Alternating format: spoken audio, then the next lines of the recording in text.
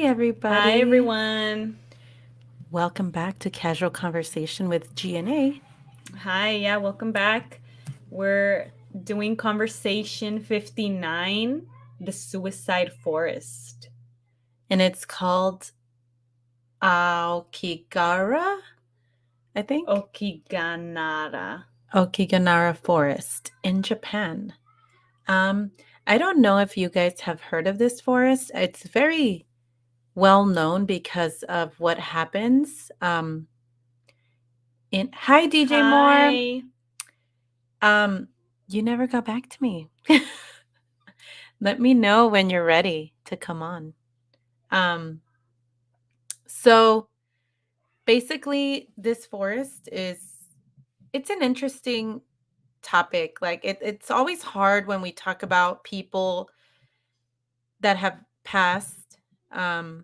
And it's even harder when you talk about people that have, you know, committed Like suicide with intention, with who intention. have passed Yes. with intention. Because it's just a I don't know, it's just a difficult topic to talk about. And especially for people that have had loved ones. Um, oh, okay. Mm, well, do you want to do it? Maybe DJ Moore, maybe we can come up with like a date. Just let me know what date works for you and we can work something out if that's okay. Yeah. And so I don't know, it's hard, but I feel like it's something that I like to spread awareness about because like it's hard. It's hard for people. Like it's I don't know. It's just I don't know. Like sometimes you just don't have words. But yeah. So you want to go ahead and start, Eileen? Okay, so the suicide forest, located at the foot of Mount Fiji in Japan. It's the Okiganara Forest, a sea of trees, 12 square miles, hardened lava laid down by the last major eruption of Mount Fiji in 864 CE. It has several caves that fill with ice in the winter. Parts of the forest are very dense, and the porous lava rock absorbs sound, contributing to a sense of solitude that some visitors attribute to the forest. So, yeah, interesting forest. It's made up of, lava, hardened lava. That's interesting, right? Yeah. So Not your typical forest. no, and it does look kind of creepy. Hi. Hello, Natalie. Hi, Mr. Andy. Yeah. DJ. I think maybe yeah, because I think next Friday I have somebody coming on. Hopefully. Um, but if not, then I will let you know. But we can do the Friday after that if you like, if that works. Um, Um, yeah, so it's definitely, I think it looks like a nice, if you could see the picture in the back, it's like a nice forest. It's very, they call it the Sea of Trees. So it's mhm. very Dense. dense and then very green. It almost looks to me like a place that like fairies would live in Yeah, and I or like, think they say that the I tree don't know. branches, they kind of like um they're kind of like swirl together, so I think it makes it more dense, and it makes it more like, I think it has something to do with the wind, how it can't easily like just pass through. So Mhm. Yeah, and I think that has something to do with the lava too, that it kind of also um has like it's kind of sound protected in a way. mhm. Um Yeah, that would make sense. That would make yes, sense because it's thick. Sean Yeah. wrote on here, aren't there warning signs to Yes, visitors? they are. Yeah, they have tried to do something about what goes on there often. And because if you think about it, we're going to get into it a little bit, but it's basically like I would say one third of like, you know, um, one third of people go over there and and they commit suicide um yearly on a yearly basis. So yeah, that's a lot of people. Yeah, it is That a lot of is. people. I didn't know there was that Mhm. many people. Yeah. So, Yeah. hi, Roach Tales. I keep calling you Hi. Roach Tales, the I Believe podcast. So the forest has reputation as a home of ghosts. They call them yurei of the dead in Japanese mythology since the 1960s. This forest has become associated with suicide, eventually becoming known as the suicide forest. With a reputation as one of the world's most used sites for suicide, there are many signs at the head of some of the trails that urge suicidal visitors to think of their families and contact a suicide prevention association. So like you were mentioning, there is signs now, and I Yeah. believe they do have like patrol, right? That kind of. So yeah, and I think it has some information on that, but I didn't know that they also do have cameras now to where if they They see, do. yeah, if they see Yeah. somebody there, they'll keep an eye on them. I mean, I don't know if they send somebody out there to, I think they do. They have patrols, Yeah. police patrols, and they also have And they have volunteers. Hi, Miss um Sue. Nice to see you I here. think they also have like counselors who go out there too for people who are like, Yeah. contemplating doing that. They have people there like, hey, like, don't do this, like think about your family. Yeah, and it's kind of hard to like fathom the situation. Like, it's a forest. I feel like to me, when I go to the forest, it gives me this serene, like meditative, like free vibe. It makes me feel relaxed, and Forests, I feel like they're very mesmerizing. they are. You just kind of get lost in it. But it says that people they tend to want, like, people who go to commit suicide there, they the They have, number, they don't have like an exact number because they only find a certain amount of people, not yeah, all people, because it's so dense, and because there's caves, and sometimes they never find bodies, so they can't have like an actual like exact number, you know? yeah. So, yeah, I mean, think about that. Vault, you've been there. Oh, how was the energy there, Vault? I felt. Hi. He said, I felt at home in that forest. I would be scared. Hi. Let me see. Substant. How do you say it? Substantive. Substantive one. Hi. Hi. Um, yeah. So I don't know. I mean, it looks beautiful. I mean, but It I does. would think that with the situation and what has been happening there, I feel like the forest must have some sort of, because I mean, plants are alive, right? They kind of, I feel like people have told me in the past that plants have an energy to them. I mean, Like there's people that talk to their plants, there's people that hug their trees, and yeah. they release energy. And so I'm a true believer of that. I mean, call me a tree hugger, dude. Like Call me a I'll tree go hugger. I love my Like, trees. my mom, she has green thumb, right, for plants. Like, Yes. she's real good with them, and They love her. yeah, All they plants do. love her. Yeah, and she always says that she talks to them, you know? And so you would think that these trees, like being around grieving people and being like around people that have taken their lives, do you think that that kind of energy sometimes will transmit to these trees, or they can feel like, I guess down in a way, or it could feel like a darker Hmm. type of scenario? I don't know. Interesting. Yes, you guys, please hit those thumbs up if you like our channel. Let's see what Sean says.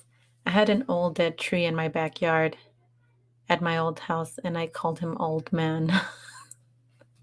I have a tree that um that somebody, my husband, like he got somebody to come out and trim it, and Mhm. it got pissed, you guys. And that was like one of the reasons why I bought this house was because of those trees. I have huge trees on my backyard.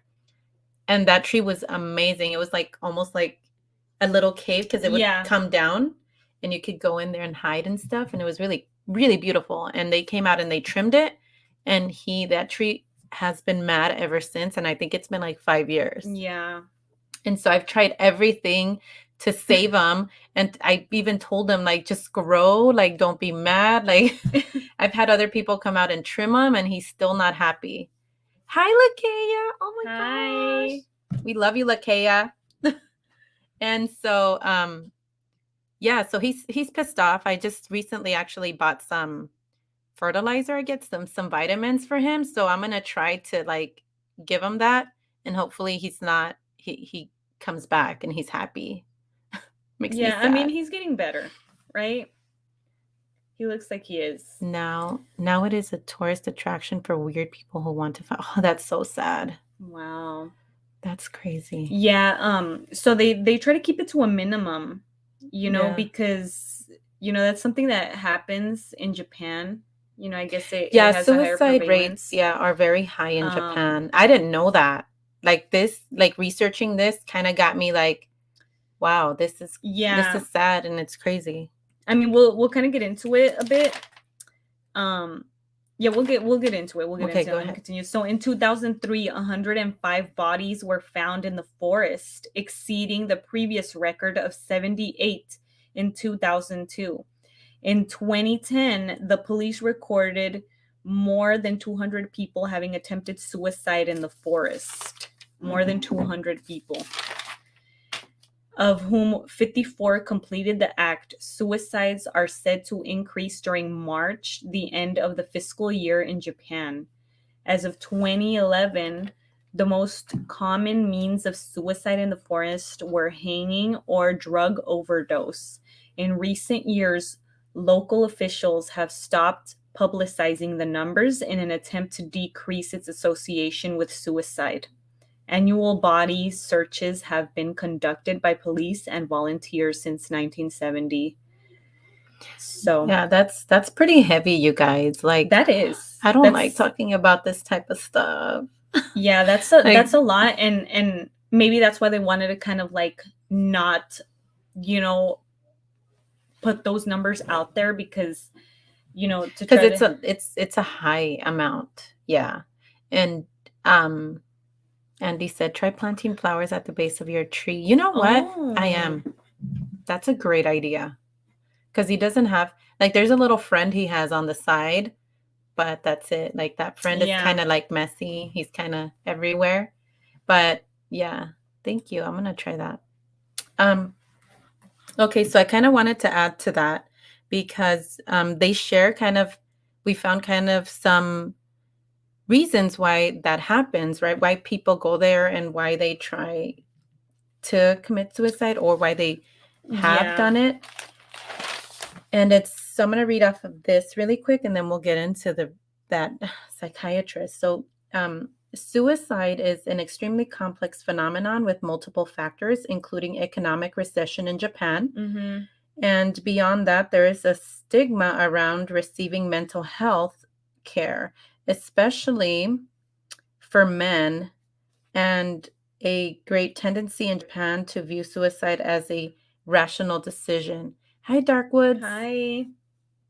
One of the terms for suicide is jiketsu, which means to decide for yourself.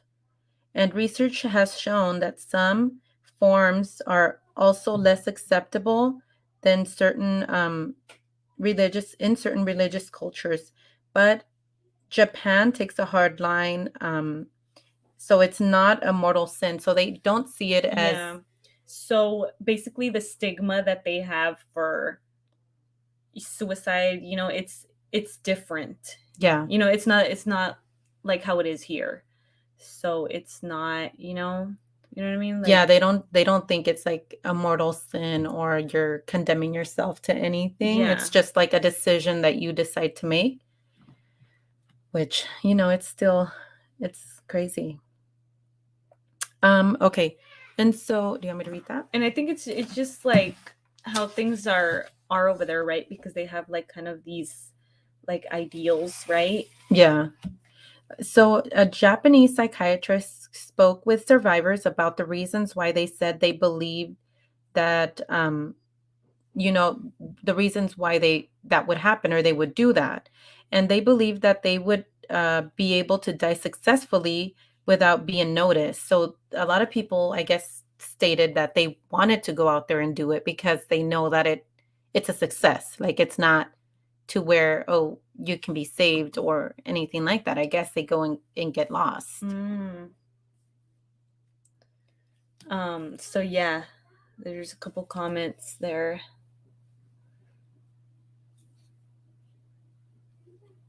Oh, cool. That sounds cool.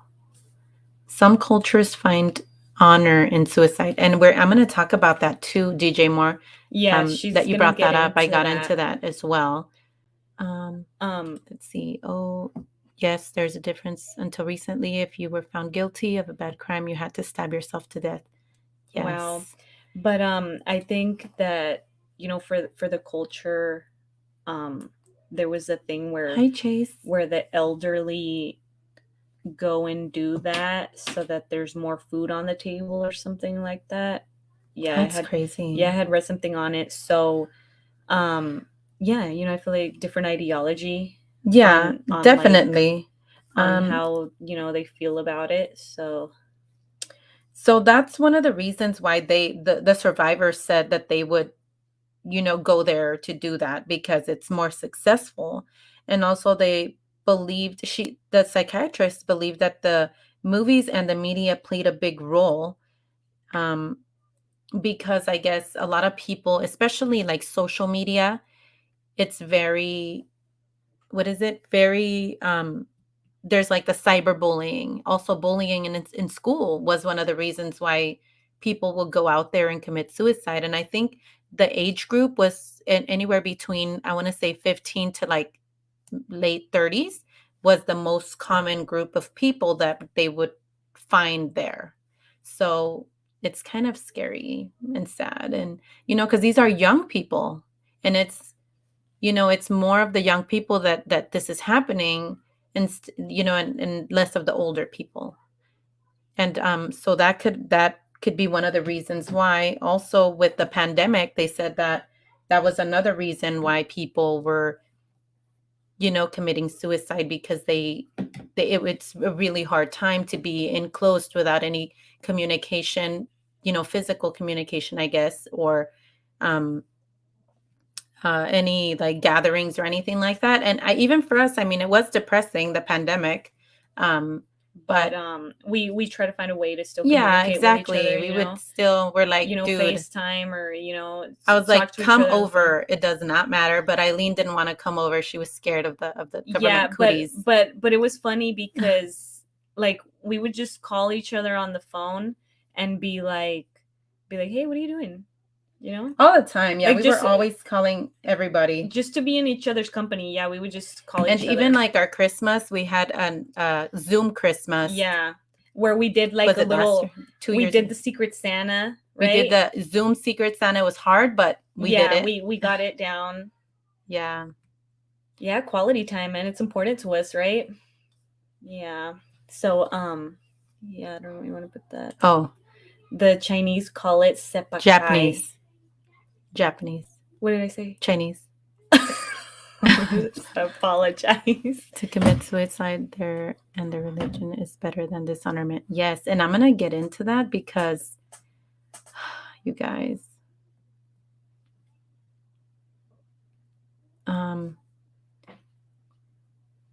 yeah. So, oh, I need to unclick that. Okay. There's a lot So of that's one of the comments. reasons. And then also the survivors stated that they also uh, had others that were already dead, or others that died in the same place. So it's kind of like they didn't feel alone committing suicide there because there was other people that Yeah, have done see, it. and that's And why I like a feel sense of like community, I guess. Yeah, and that's why they didn't want to put those numbers out there, I feel, They don't because want of to that. keep having people.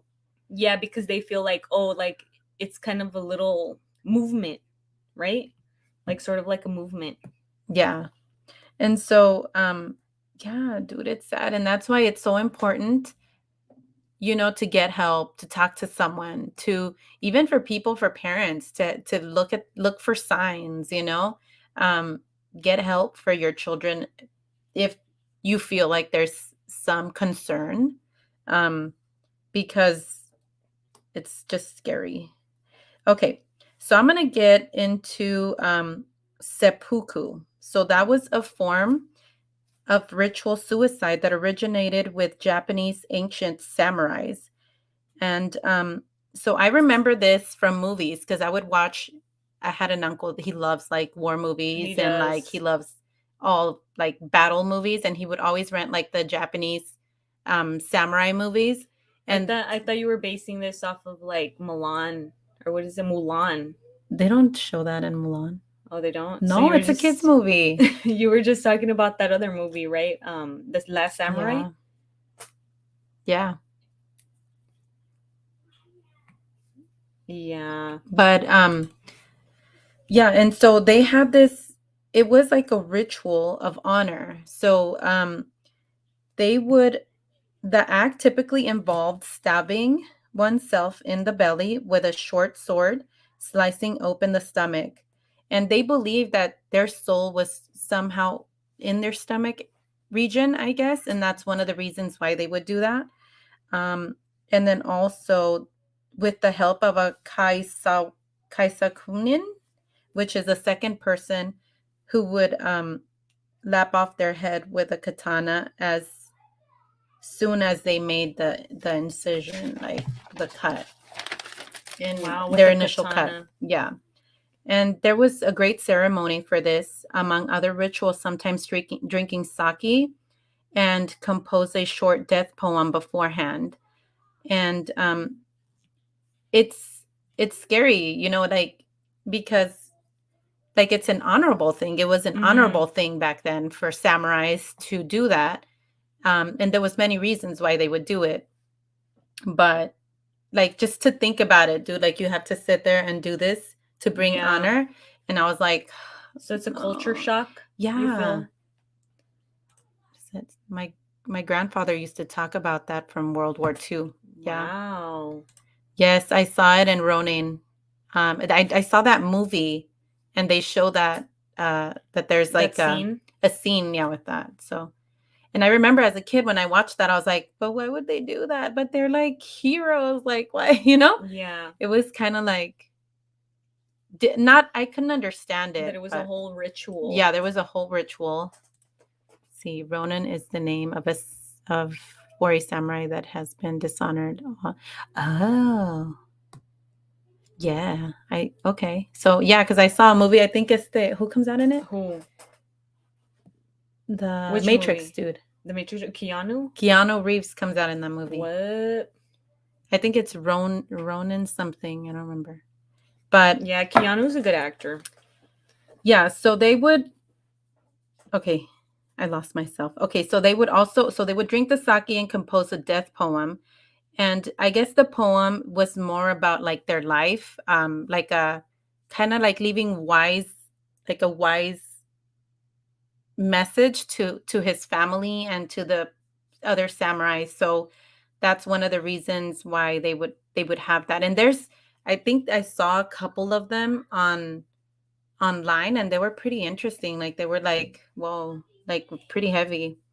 And it was done to avoid capture, or as a protest and a way of expressing grief over the death of a leader. And it was also, so that's one of the reasons, that's the honorable part of it, right?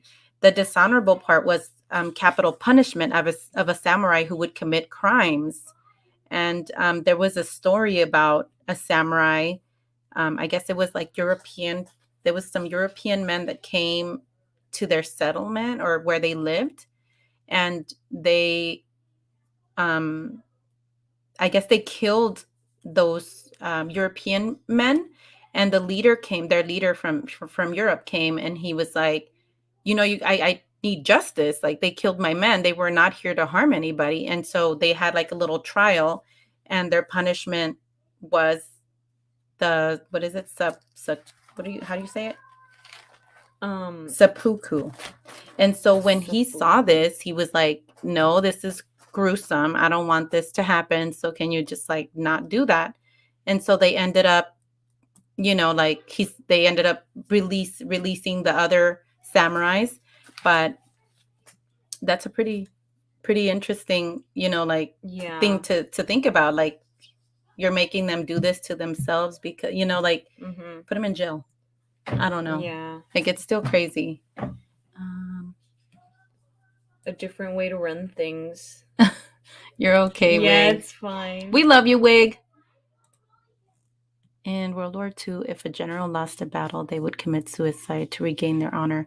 Yeah, and that's what we were talking about. That's what they they would do it to avoid capture. So I believe that's what the movie's called, Ronin 47. Yeah, that's what it's. And yes, yep, the Sea of Trees. Yeah. And so so that's one of the stories. Another story that I read or that I heard was I guess the right-hand man of an emperor in Japan. I guess the emperor was doing things that he didn't agree with, and so this right-hand man decided to commit suicide to kind of raise his awareness to stop being so reckless. And so that opened his eyes, and he changed, and so he became one of the, I guess they said he became one of the great emperors of Japan after that. So it's kind of it's a pretty intense situation. It is. You know that it takes that for someone to make a change or Exactly. or have a realization. But I mean, it's how it is, right? Yeah. And so it was considered extreme bravery. Even women would commit jigai, which was seppuku for women, which they would cut their throat using a tantu, which is like another type of, I guess, little blade. I don't know. And so, and they said that sometimes they would like tie their legs, and that way that when they were found, they were kind of like kneeling, like in an honorable type of way, I guess. It just gives me chills. I don't like it. So, it was documented many centuries ago that place has some bad juju. Wow. I would think so. I mean, like I'm telling you, those trees, they've seen things and been through a lot of trauma too. Not just like, I mean, also like family, but I would think that a place that's alive. You know? A dagger? That it's a dagger? Yeah. Yeah. And so, Japanese General Nagi Murasuki, was that us? No, I don't think so. Disemboweled himself in 1912 out of loyalty to the deceased Meiji emperor. Many troops later chose the sword over surrender during World War II. That was epic, dude. When I read that, I was like, what? Wow. And so seppuku was abolished in 1873, which that's good. I'm glad, because that's very heavy. Let's see.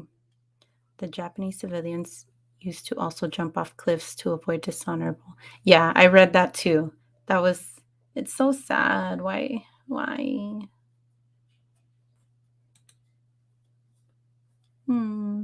Yeah, but we kind of just, definitely wanted to talk about this because of just the awareness of it. Like, I didn't know. Yeah, I didn't know about this. Yeah, that it was happening, and that, I mean, I knew about this forest and that there was, that happening. Yeah, I guess there's a movie, right? There's movies. Yeah, there's a movie. I think there's another movie that I watched. It was called The Forest, and it kind of shows a little bit about what can happen. Dark Soul Forest. Ugh. I don't want to go there. That's crazy.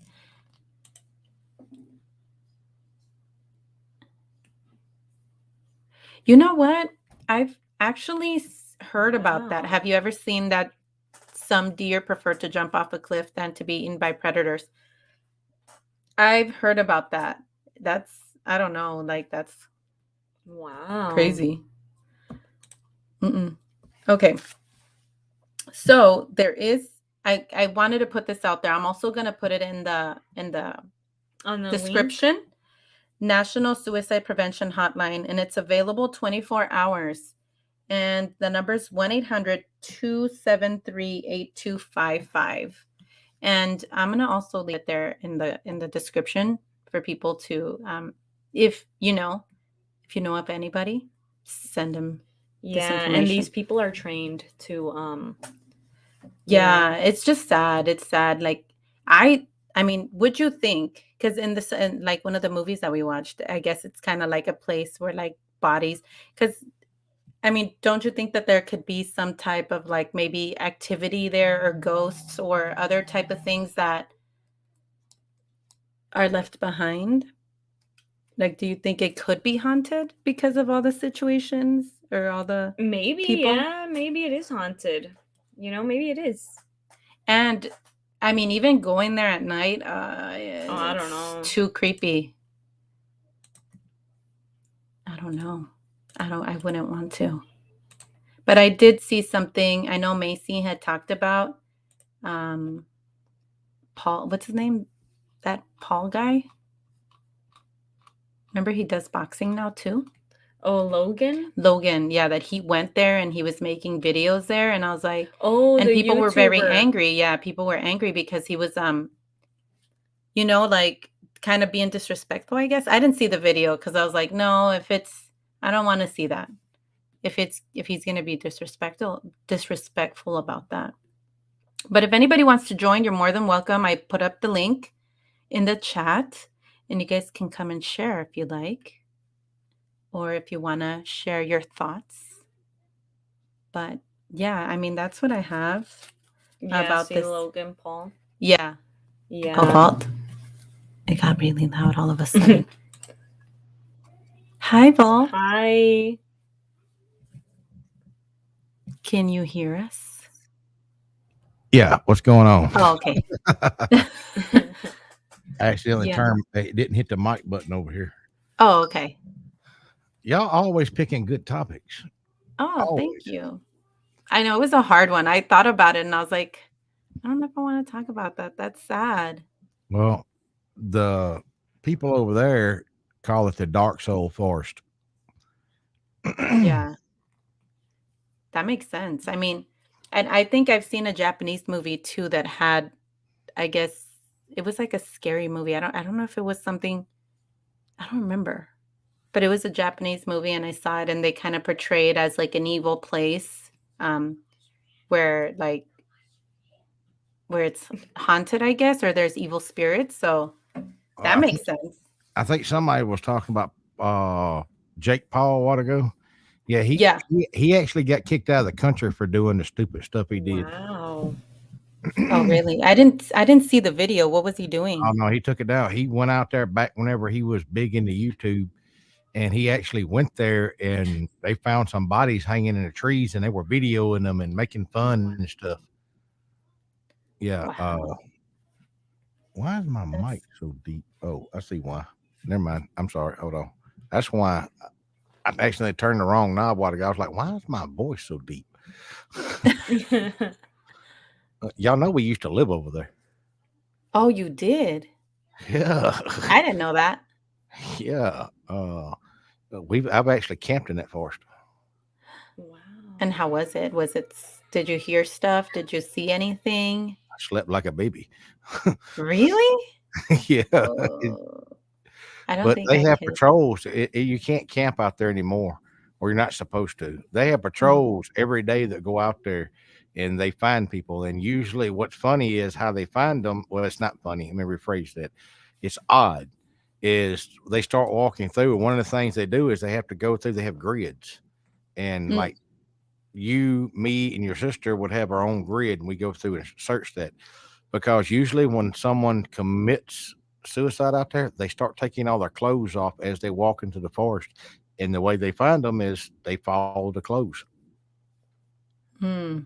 But see, suicide over there is not like it is. It's odd, especially with women over there. It's different than anywhere else.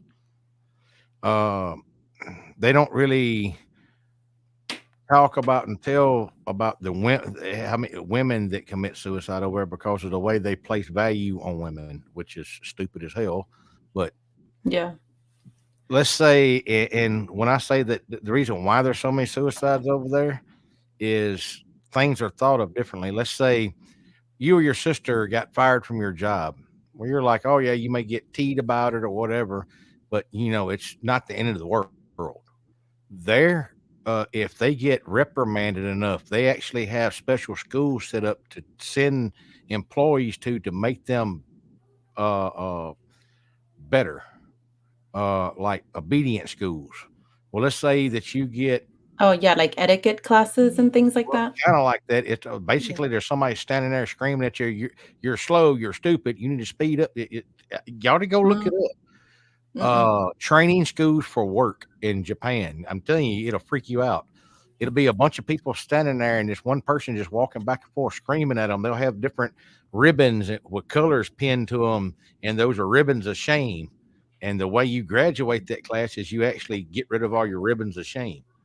But let's say you drastically like you lost all your money in a stock market or whatever. To them, that's the end of the world.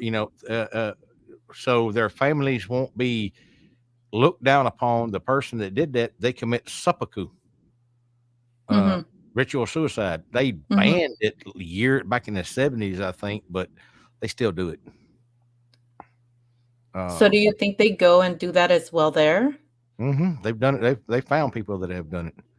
Uh, Wow. and the ones that can't afford, see, weapons are actually banned there now.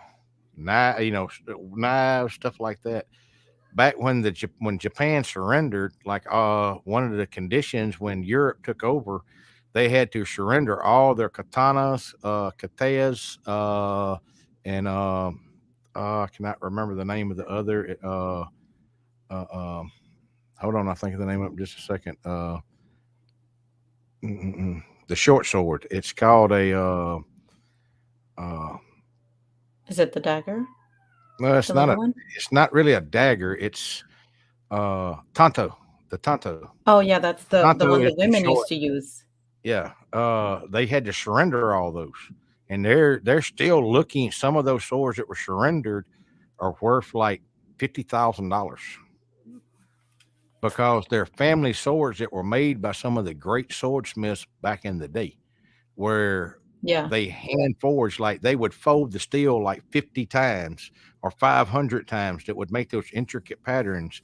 And the way that most people don't know, the way that a swordsmith would test the sharpness of his blade was on a real katana. When you take the handle off, it'll have a marking and it'll have a body. And on that body, it'll have a mark either straight down the middle. That means that sword they have tested that sword on a prisoner where they cut him from top of his head down through his groin and made two halves out of him. That means mm, that sword with one stroke can cut a human body straight down the middle. Or it'll have one for across the neck, which means it can cleanly in one swipe cut a head off, or across the midsection where it can cut you slap in half. That's the yeah, way my they graded their swords way back when. that's crazy.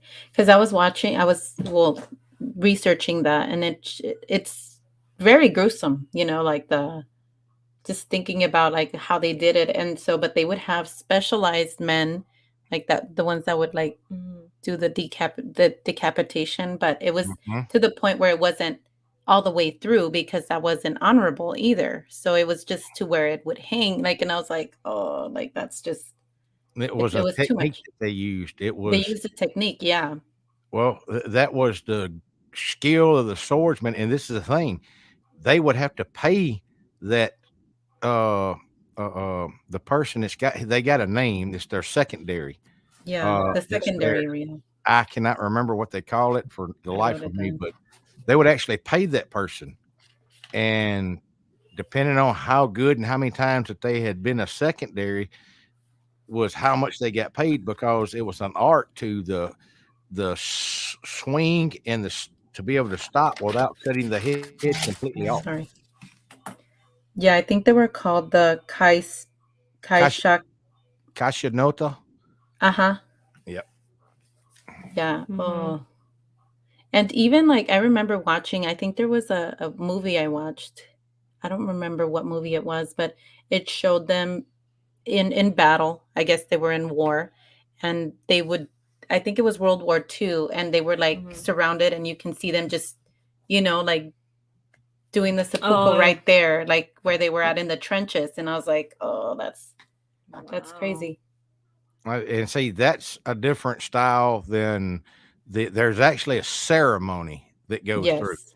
where I'm talking about, and they go elaborate into the ceremony, like where they take uh, silk rags and stuff, and the blade is never exposed. They don't want the blade exposed. It's not about that.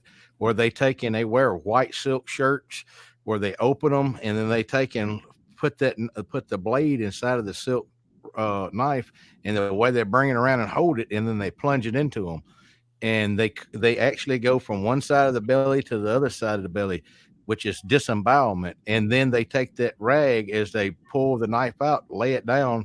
That rag's there to cover up so it doesn't show the ooiness of it. Then the secondary usually would chop their head off. Unless they had committed something so heinous, they wouldn't allow them to have a secondary. So they actually bled to death from self disembowelment, which takes about 10 to 15 minutes. Wow. That's it's just so like crazy to think about that would actually happen, because you see it in movies, but you're like, oh, maybe it's not Well, real, no, but it is real and it did happen. well, that's like Ronins. Let's say y'all were a warlord and I was a warlord, and I decided I wanted more property. Well, they ain't making no more property, especially in Japan. You're on an island. So the only way I can get more property is I go to war with you. Well, I defeat you and I kill you. All your samurai either have two choices. They can commit seppuku, or they can live the rest of their life as a Ronin, which means they're dishonored. They're lower than any kind of criminal there is. Wow. They're not allowed to hold titles. They're not allowed to hold property. They're not allowed to marry. Their children are killed. See, Really? well, that's yeah. In Japan, you're only allowed two children. You're allowed a boy. You're allowed two children, a boy and a girl, usually. But most families want boys because girls, I'm telling y'all, still to this day, are they're. I don't understand this, but they're like they kill children. They kill female children when they're birthing. Y'all know that No. the way they do That's crazy. the way they do the. I don't mean to get y'all in trouble or gross nobody out. All right, the way that it's called when they're crowning, they actually take a steel rod and drive it through the skull of the infant as it's birthing, because Mm, they're only allowed two children, and the way that they don't have abortion like we do. That is their form of abortion. When the child crowns before it comes completely out, they drive a steel rod, a pin, through their brain. Val, you're gonna make me cry. I'm sorry. Yeah. I tell you what, you can go look it up to see what I'm saying. Yeah, that is so sad, Nicole. Nicole said that's so sad. Well, that's why I told y'all that they're they're so backwards. But whenever it comes to technology, they're so far advanced. Mm-hmm. But like I said, they're still stuck at they're still stuck so far behind us and like the culture that they still have what they call hip hop clubs over there, where they dress like they're in the 50s and dance and everything. Really? Hmm. Yeah, it's weird. Then you have other places that they dress up like back in the 50s, like the greasers and all that stuff. It's Mm-hmm. funny as hell to see a bunch of guys dressed up like Elvis Presley and stuff walking around. Like, Yeah. what the hell? It's weird. Uh, Yeah, because I remember watching that Ronin, the one that Sean was saying, the Ronin 47. I saw it not that long ago, actually, because I didn't get it the first time, but then the second time I was like, okay, that makes more sense. And just the way that he was treated, right? Because he was a dishonorable, or I guess he couldn't be a samurai because he wasn't Japanese, I guess, in the movie, right? Mm-hmm. And so they treated him like really bad, like everybody. And so eventually, he was able to, I guess, become a samurai at the end, but then at the movie ends basically where they all have to do the seppuku. I think it's what Seppuku. it's called. Yeah. And I was like, but why? Like, that's so sad. To honor their dead Mhm. master. See, the warlord was the master of all the others, and a peasant couldn't be a samurai. See, that's where the myth and lore of the ninja came in. The ninja and the samurai were actually mortal enemies because ninja came from a lot of the other clans that were like the farmers and stuff like that. A lot of the ninjas' weapons were developed from farm implements, uh, Mm. and that's the other So, reason why they used a different style sword. oh, because the ninjas weren't Ronins, right? They were like on their own. They were farmers and stuff basically that had had enough, and they took up arms against them, and they used guerrilla tactics and stuff like that because they were a smaller force. There's a lot of weird uh, lore about the ninja, like the sword they used. They said that sword was had properties to take the soul from you. Now, Really? a samurai sword, was 90% of them had names. They named it just like they thought. When I say they're backwards over there, a samurai sword was worth more than his wife. Wow. But you know what? Because they're very spiritual with that, right? Yep. Yeah, and You know, yeah, I still to this day, a woman is supposed to walk 2 feet behind her husband in Japan. really? Yeah. What? That's it's crazy to think about that. Yeah. I told y'all they're freaking backwards as hell. And what they don't understand, without a woman, there wouldn't be any other race because men can't make children. Yeah. Well, they can help make them, but they can't carry them. Yeah, because even like in the movies, because I think there's another movie, The Last Samurai. Do you remember that one? Yeah. The Last And Samurai. so, watching those movies, right? You think, oh, being samurais are so cool. Like, the way that they would fight. So the other one you were talking about was with Andrew, right? The Hexaw Ridge, or what was the other Hacksaw one? Ridge. Remember? Hacksaw Ridge was a military movie about a bunch Yeah, of Americans. he was the Hacksaw one that Ridge, saved all those soldiers, right? yep, With the rope. that Yeah. was actually based off true events. That was a great Yeah, it was movie. such a I good saw that movie. movie and I was like, "Oh It my god." was. It was so good.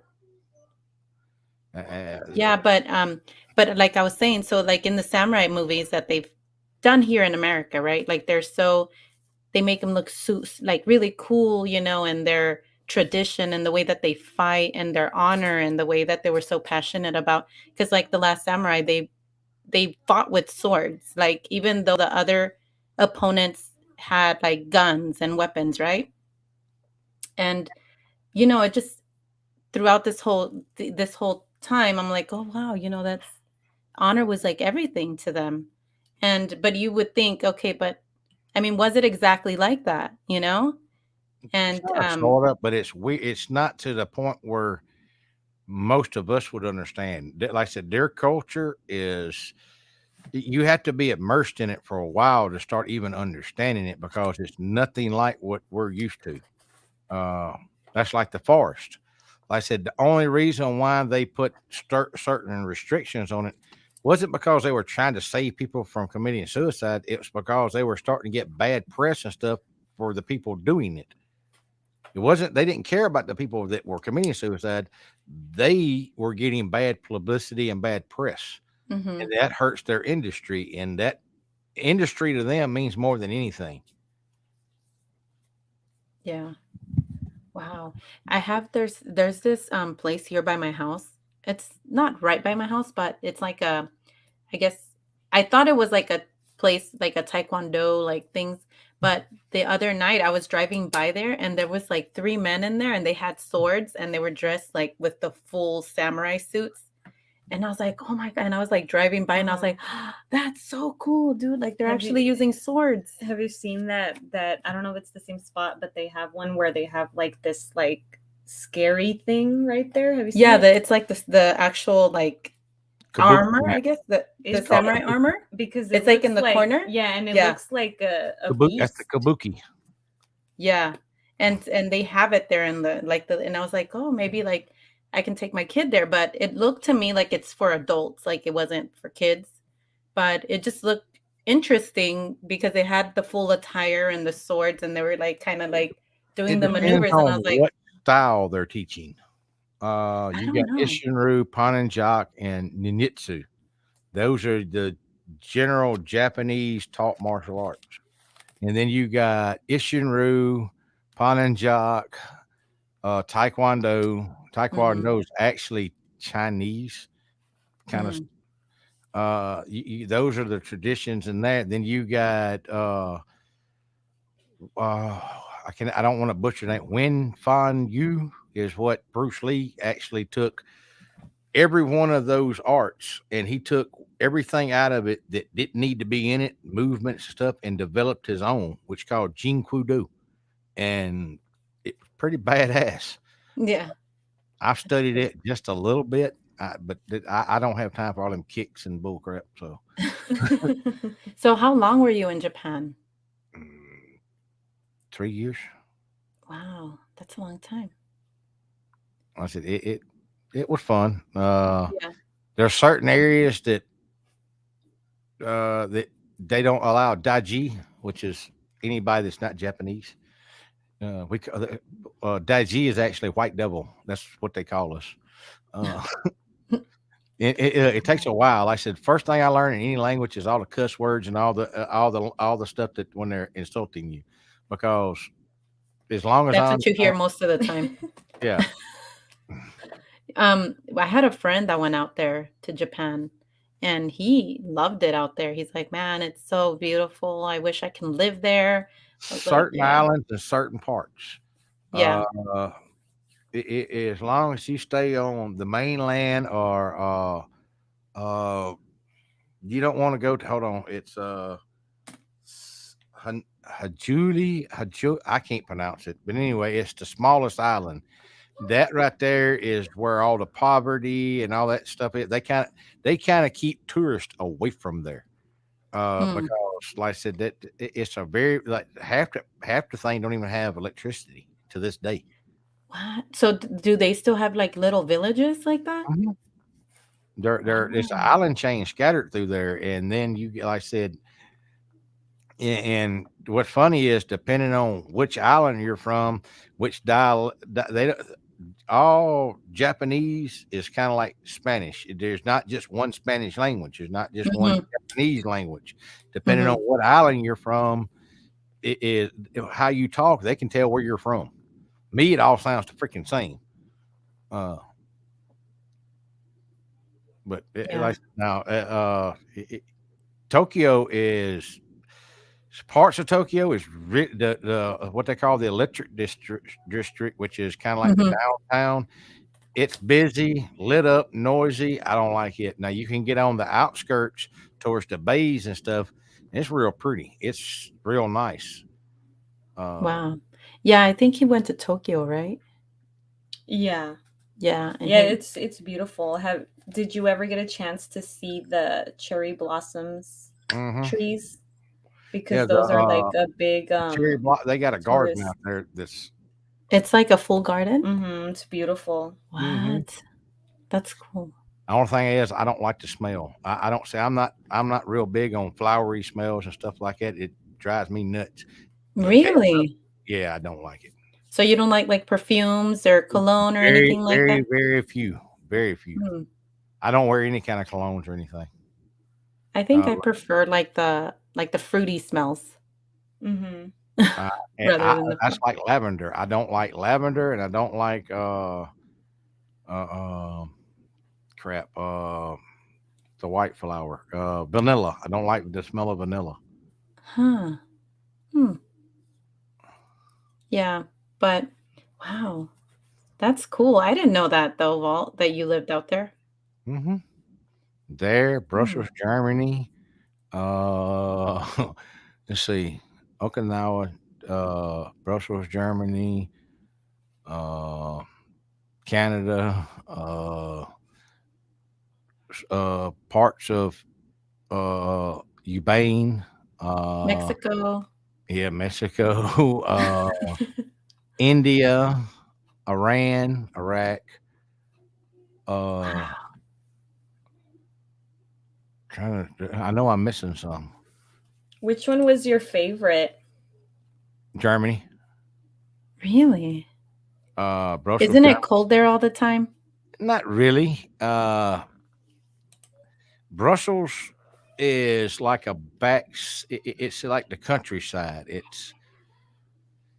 It's fresh air. Everybody, when I say everybody know, as soon as somebody different comes in there, you got people that will come knock on your door that you've never met in your life, bringing you some kind of dish or food or something to Well, welcome you. that's cool. I would be all about that. Well, I'm talking, and look, potatoes. Everything's freaking potatoes. Oh, potato chips, mashed potatoes, chips and dip. Oh, So they make in haggis. Until I tell you what it is, you'll love it. But it sounds gross as hell once I tell you how it's made. It's made in a sheep's stomach. Uh, But as long as you don't know what you're eating, it is but it's like they boil it, or how do they cook yeah. it? They stuff all this stuff inside of a sheep's Mm, stomach and boil it, that and yeah, then they that sounds open like it something we would do. up. But I think we do it in a goat stomach, right? Well, like I But we said, also eat menudo. Have you ever had menudo, Walt? I probably have and didn't know it. Depends on where Cow I'm at. stomach. The cow stomach, Mm-hmm. I probably did in a soup or something and didn't know I Mhm. had it. Yeah, it's a Uh, soup. that's like over in Japan. If it's not chicken or fish, don't eat it. Ugh, see, that's scary. They Oh, don't eat cows. they don't eat cows? No, Really? no, because that's there's most of their workforce. They use water buffalo and cows and stuff to milk and to get their dairy and to plow their rice fields and stuff like that. Oh. But they do eat chicken. Yeah, they eat the snot out of chicken and fish, Oh, and fish. all of it ain't dead sometimes. Oh. Like calamari. I don't eat fish and stuff, so all I eat. Yeah, we're big seafood. Our parents were right by the coast. That's where Mhm. they were Well, Raised. calamari raised. is raw squid, baby squid that will actually be wrapping its tentacles and stuff. It's still moving when Oh you're. no, no, no, no, no way. No way. Ugh. But we do eat like octopus, fish. We like shrimp, Crab. crab. I don't like lobster. I don't eat any kind of fish. Really? Nope, No salmon? nope. Hmm. No bass. I know Bass and Truth love fish, right? Yeah, I know. See, when I was little, I got sick on some catfish one time, and after that, Cooked in no some fish. red sauce. Yeah, Uh, tripe. and I Tripe said, I don't. tacos. I Mm. I said I don't. I hadn't ate fish since I was about 6 years old. I don't eat if it comes out of the water. I ain't eating it. I just there's too much running around on four legs out here or two Oysters. legs. I'll chase down and eat. Oh, yeah, oysters. Mm-mm. Oysters are good. But I see, got a like our question. parents Have y'all ever ate mountain oysters? no, You know what mountain oysters are? I do not even know what that is. I figure since y'all lived on a farm, you probably ate it and didn't know it. It's bull Really? nuts. Oh, you know Th- what? I think y'all call it something different. We call it mountain oysters.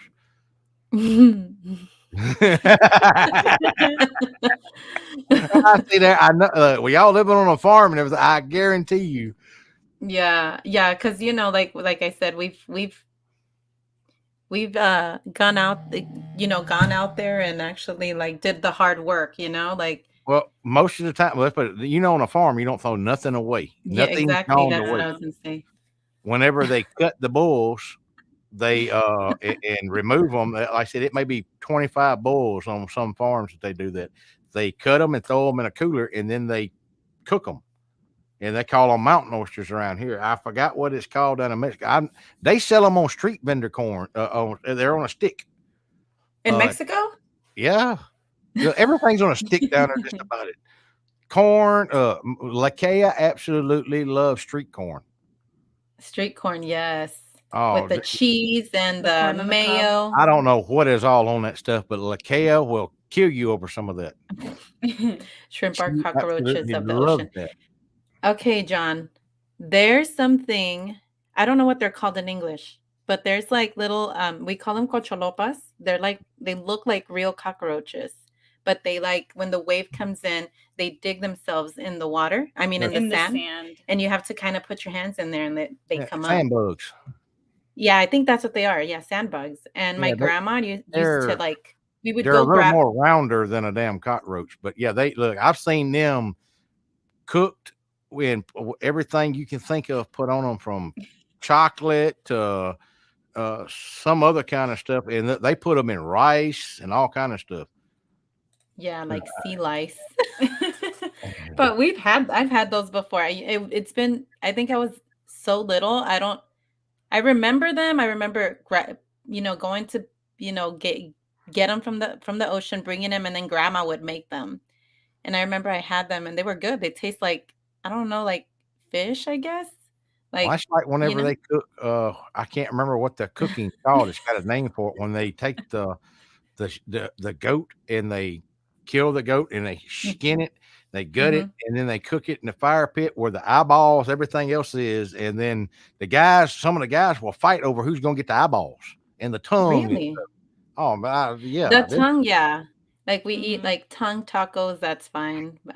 Head, I guess tacos, cabeza tacos, yeah. But which like is I said, just the head. it's like I said, the eyeballs is still in there, and like they'll pluck them suckers out and they eat them like a.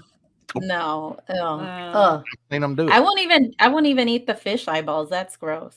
uh, But Ugh. look, you can smell that sucker cooking from a mile away. Oh And yeah, it is the goat. most. Even like that's that we were talking about the goat milk last time. Even like goat milk, it smells like goat. mhm. It's like really strong. Barbecue goat smells good to me. So Barbecue goat. Wow. So what we having for dinner? Who wants dinner? we had chicken strips. Uh, Indrid said, "I'll just have some mac and cheese, please." Yeah. But, So what's the best food you had in Japan? steak. We flew it in. Really? Yes, we flew it in. Uh, I didn't go. Like I said, chicken. They they put so. Like I said, it after a while of eating chicken this and chicken that and everything, kind of gets old. And like I said, we had some steaks flew in, and we were out there grilling it and everything else. And the people that were next door to us, I thought they were going to call the cops on us. Like they were looking at us like we were barbecuing the neighbor's dog or something. That's crazy. Because I would think like the soups or what is it? What is The it? ramen? The ramen out I there can't is stand ramen. really God, yeah. not even The like noodles? yeah, the noodles from here. You Nope. don't eat those? Nope. I don't like. Nope. I don't like ramen. It's I love we go by pho soup a lot, but I know that's not Japanese, right? It's Did you ever experience an earthquake out there? slight rumbles, but nothing like they've been having here lately. I'm talking about it's and all their buildings are made for it. Even the old wooden buildings, they have a pole that runs up the center, and that pole will move with the whole building. It'll sway back and forth. You can be on some of the buildings up there on the top of them, and you can feel the top of that building move 5 or 6 feet one way or the other. Those buildings will wow. move. Hey, also I was gonna ask now that you're here, do they still have, because remember how they did what is it, the Hiroshima Was it there, the Hiroshima and the Nagasaki bombings? Mm-hmm. Is there still, like, the radiation and all that out there, do you think? Yeah, but see, those bombs were radioactive, but it's not like the bombs that we have now in drop. Yeah, the radiation is in the water. It's in everything out there. That's also another reason why they tell like foreigners like us don't eat very much fish because they have a higher mercury content and fish, especially mussels, shrimp, mussels, and stuff like that pick up more of the stuff that's in the sand and because they're cleaner fish. They clean the environment. They have Mhm. a higher concentration in mercury and stuff like that. So, Yeah. uh, Wow. Lakea ate a lot of vegetables over there. Yeah. And the rice, I bet the rice is phenomenal. Yeah, true Japanese cooked rice is not like what most people how they fix rice. Most all their rice is steamed. And what they'll do is they'll season the water with mint leaves and stuff like that. And as the rice is in a basket over it, and as it steams, it brings all that up and flavors the rice. You can have it look like plain white rice, and it'll taste like mint and barley and stuff like that. It'll surprise you. They even have ice cream, rice ice cream over there.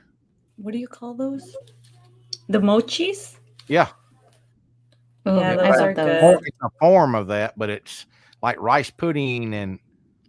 Oh, hey, y'all hold on a second. Lakea needs me. I'll be right back. There's garbage trucks off the ocean. Oh. And then like there was more comments. We're making people hungry. You guys getting hungry? Ramen is good. Yes. Wig. Eating Chinese and listening. There you go. Yeah. I don't know, you guys. I don't know. But This conversation is fun. Thank you. yeah, how we were talking about like Japan, I had seen like, kind of this, it was like a show on their architecture, and it was interesting how they Oh, kind of yeah. they kind of change it depending on how like to according to like tsunamis and earthquakes, and there was this house where the bottom of it was like they kind of turned it into like a tree branch, but it Mhm. was all like wood, right? And that was like kind of the foundation of the home in case there was like an earthquake, like it was still able to keep it Because like so it was kind of like a tree house? yeah, it was kind of like a tree house, and that was just like the architecture that You they know what? They have beautiful architecture that I am gonna, like, yeah I yeah agree, and mint is nasty. Why? I love mint. It's good for your stomach. When you're having stomach aches, get a little mint tea, you'll be good to go.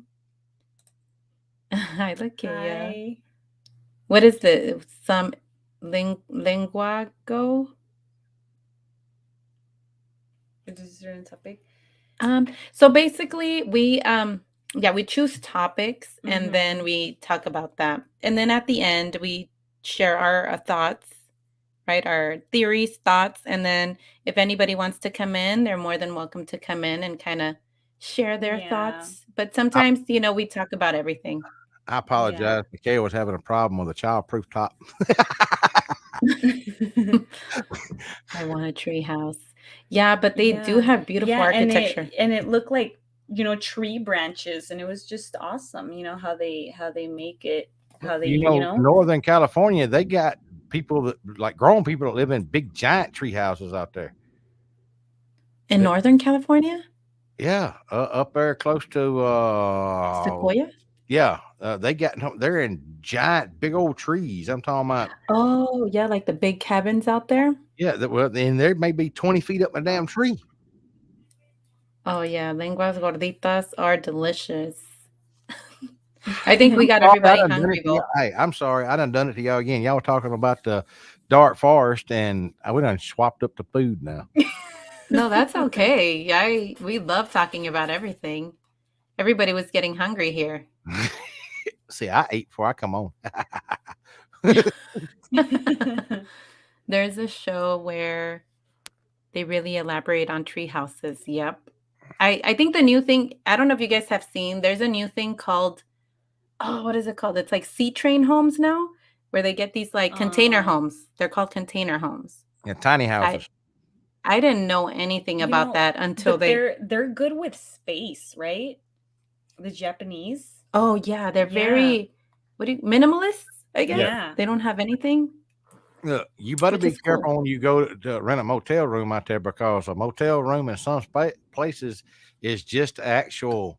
It's like you go up and it looks like a little door. You go up and you punch the number, your room number in, and this little unit starts rolling around, and you get there and it opens up, and all it is a bed, and you crawl in it, and it shuts the door, and it'll roll back off. It'll back I up. You saw may be that. 20 floors up in the sky. Yeah, it's like a little capsule. Yeah, they got a name, and I cannot remember the name of them. Yeah, they went to That's stay. crazy. Wanted us to stay when I first went over. I wanted to stay. I was looking at. it, I was like, "What the fuck is that?" And they're like, well, "That's your room for tonight." No, it's not. I'll sleep on the street, Bubba. No, you ain't sticking me in that. It's literally prison cells are bigger than these things. Yeah. Yeah, because it's literally just like the top of a bunk, right? Mhm. Yep. And like I said, then when the Crazy. door closes and it's up in the Oh, air, so kind of like the you tanning can't get bed, like out. where it closes. Oh wow. Yeah, no, I'm okay. And then I'm claustrophobic. well, not just that, that's like bathrooms. Most of all the bathrooms around there, especially in that area, are public bathrooms. Oh, really? Yeah, and like you go in, like it's a single. Like dude, it's weird. You go in, shut the door, and you lock it. As soon as you lock it, this TV monitor pops on. You can watch TV and all that stuff. But if you stay for longer than 15 minutes, it'll start sounding alarms and stuff like that to embarrass you, so you don't stay in there any longer. Wow, okay. I'll be like, "Stop it." Let's I don't know. see. I Well, there's a trick to it. Somebody told me if you think you're going to be in there longer than 15 minutes, you take the lock, push it down, and put it back up, and it resets itself. Mm. Oh, see, there you go. Vault hacks, everybody. Hey, no, that's stuff that they taught me when I was over there. But we I'm had not our own. down. We had our own building and stuff, and then we bought a condominium up there. There's not really houses, except for only on certain islands, and then they're old trusted houses. Like you can't go over and buy a new house. It's going to be a condominium, or something like that. It's going to be they're Mm. stacked houses. We bought us one of those over there, and like I said, it was that way you have more privacy and stuff. That's like, look, the first thing I had a hard time learning. Y'all, I wear combat boots. 99. Well, y'all, I ain't got my camera on, so y'all can't see, but I wear combat boots. So combat boots. Now mine's got these right here, what we call our dress boots, where I got a zipper on inside of my heel that I can open up so I can slip them on and off without Oh, untying. okay. Pods. But over there, when you go to somebody's house, if you step in their house with a shoe on, that is like the biggest form of disrespect that whole family. Oh, wow. You're supposed to take your shoes off and walk. So I didn't go to very many people's houses. And you look, I could go to walk in my house. Somebody would see me, they'd be like, just like you were, like I done set something on fire, and I'm walking in my own house. Turn around, look. Wow. That's crazy. Yeah, they Yeah, have. because 'cause I've seen that where they have them their shoes stacked, like, neatly and everything. And then you don't have traditional families don't have couches and beds and stuff. They have pillows and like a little round table that rotates. That's what everybody eats around.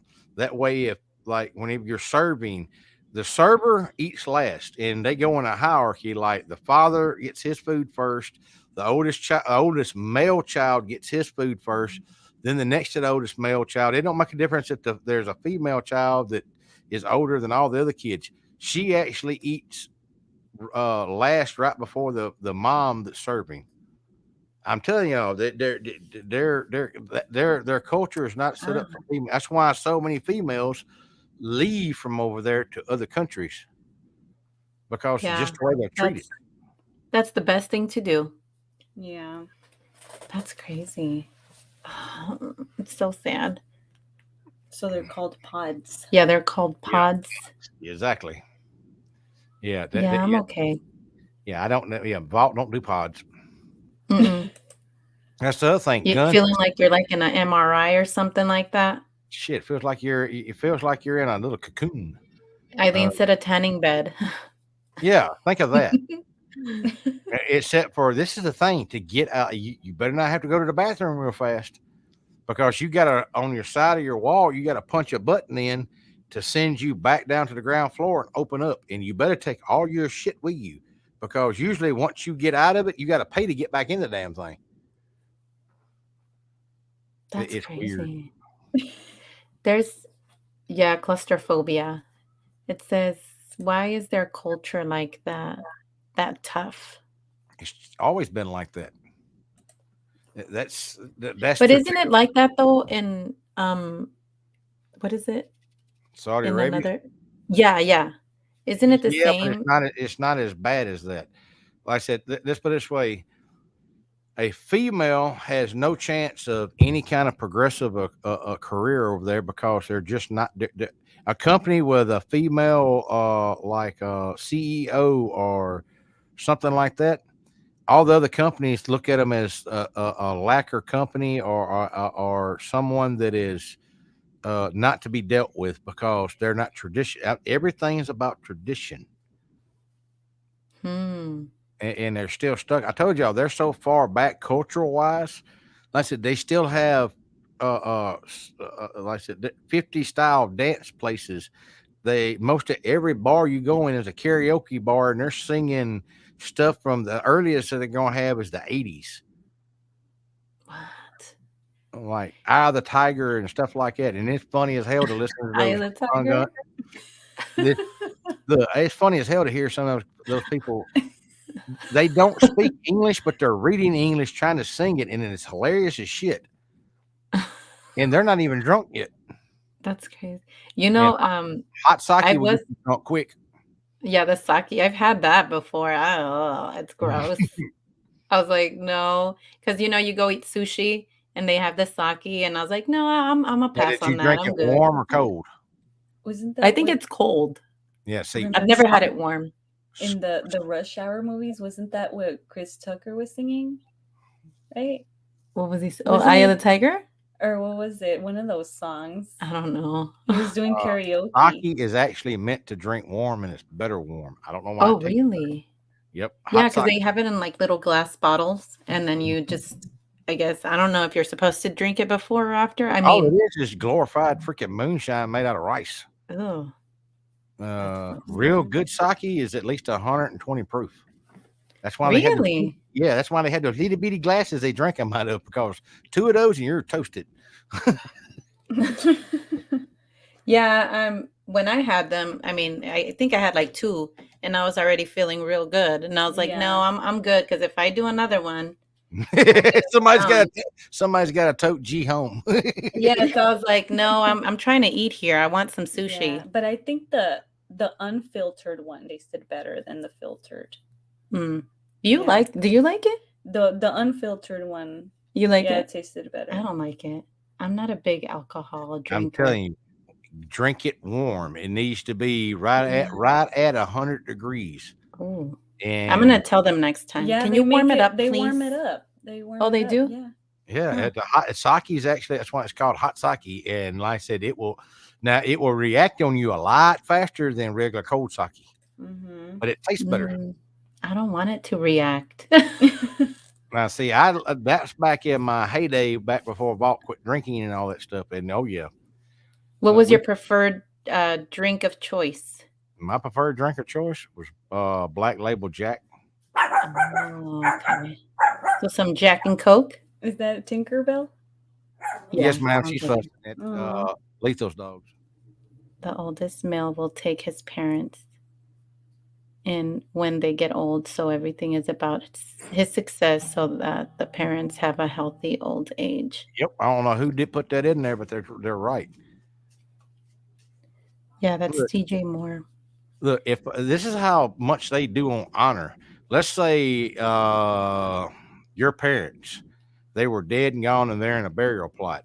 and one of y'all do something to dishonor the family, they will actually go out there to the funeral where your parents are entombed at and remove them from the entomb. So they don't Wow. want, because if they leave them there, no family wants their family members to be buried around a dishonorable person.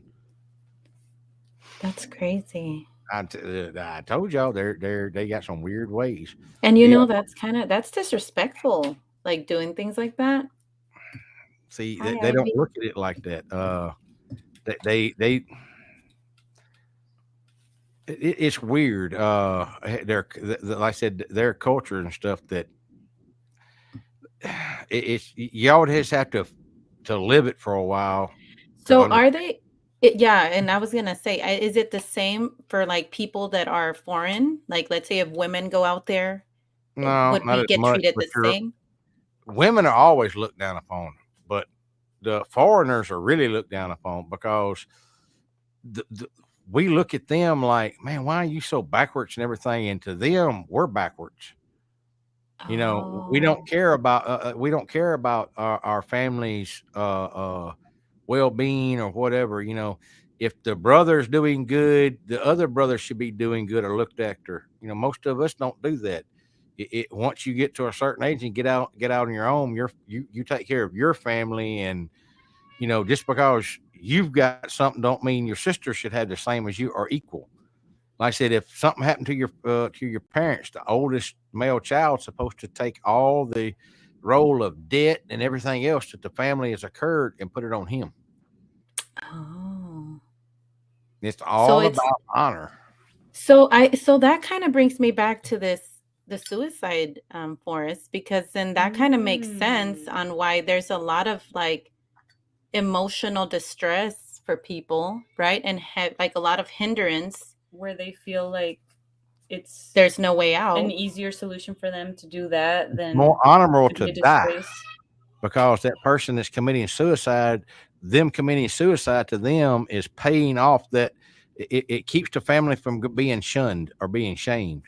Really? Yeah, and it could be just let's say a office worker or a business guy loses his job. He's shunned. His whole family's shunned. But he goes and commits suicide, and it's like it's all forgiven, all forgotten. Wow. I said it's they look at suicide differently. If those people that are going out there to the dark woods and taking their lives, Mhm. most of the men, it's because something has happened or something's been done where they feel like they have dishonored their loved ones or their family. The females, I believe a lot of it has to do on how they're treated and everything, and they just feel like they shouldn't be here. It's shamefulness. Mhm. You know, you shame someone enough, they start to believe it too. Yeah, That's why that's I don't like the culture that way now. Some of the culture I really like on how they like your kids. Your kids could be out doing whatever. Somebody from that village is going to be watching those kids. oh, that's good. Yeah, so it's kinda like they watch out for each Yeah, other's. yeah. That village takes care of itself because that you can dishonor you if you do something bad enough, you can dishonor your whole freaking village. Wow, that's Wow. crazy. And what would that look like? Like, what would you have to do? Yeah. To be honest with you, I don't know. I didn't get into that much of it Yeah, because I just didn't. To me, it was like y'all taking things way too damn serious. Oh, that's like that's gun yeah. weapons. That's one of the reasons why they call me a Dajing all the time, because a devil, because I always had some kind of weapons on me, Oh, and okay. usually, Sean, I think Sean is having a show tonight. oh yeah, Sean's having a show tonight, Yeah, and and tomorrow as well. after Sean's show tonight, I'm gonna be on. Yeah, well, I'm excited about that. I love it. Every time you guys do a show, I'm like, "Yay." I done invited y'all both. I don't know how many times. Your Yeah, I sister know. just I won't tried to go on yesterday, but I don't know. I think there was something going on with StreamYard I don't because know. because there was My another sister just don't like me. She's embarrassed by me. She don't want to be with seen with a Digene. Because she don't never come on the show. No. Eileen's like, she's in a hurry to go home. Yeah, right now I'm working on a home Hey, project. Eileen, I got something to tell you too. Cobra said, "Hey." Say hi, Cobra. Hi. Don't get red, Eileen. Yeah, I'm working on a project, a home project. Look at her I'm cheek. installing like some laminate planks. So yeah, I'm trying to finish it before the weekend. Are you doing it or by yourself, or who's helping you? Yeah. Well, my father's helping me, but I'm doing a better job than he is, so yeah. I'm There kind of goes doing your it by help. myself. There goes your help. Yeah. He's gonna be like, nope, you're on your own, sister. Especially if he listens. Yeah. Mhm. Yeah. He's gonna be like, oh, really? Yeah. There, Hey, I know Cobra's somebody that knows talking. how to put that in and really good at it. Really? Mm-hmm. We Mm. installed all that. What we installed here is the same thing what she's talking about, but see, mine is bamboo. It's bamboo lamp. Oh. Me, Cobra, and Lethal have put in like 7,200 feet of that stuff. Wow, that's a lot. Wow. Oh, thank you, Sean. Yeah, Sean is going to be on tonight at 9 p.m. Eastern and tomorrow at 8 p.m. Eastern on DW's channel. And then Volt's going to be on today after Sean's show. Yeah, tonight after Sean's show, I'll be on, and tomorrow night I'll be out in front. Saturday night after Sean's show, I'll be out in front of the cameras. You never Yes. know; I may wind up out in front of the cameras tonight because it's supposed to be a full moon tonight. Ooh, werewolf Yeah. night. Well, But yeah, I think on Saturday you're going to be having a paranormal investigation, right? yeah, it's going to be tomorrow night. Will be the very first time I do anything. Try to do anything paranormal, and I'm probably going to screw it up. I'll be honest with you, because this ain't my forte, and I'm probably going to screw up. No, I think it'll be fun. I really enjoyed the last one you did with the call blasting. It was really creepy, I was too but until I got zapped or The whatever the hell call. it was. yeah, that's scary, Vault. Like you definitely need to wear like a protective suit or something. Well, I 'Cause was going to be wearing a vest. I ordered one from Amazon, and when it came in, it was not what it was advertised, and I had to call Amazon, get them to do me a return, and now I'm waiting for them. They're supposed to be sending me out the right. I don't know what the hell what they sent me wouldn't fit Tinkerbell. I don't think.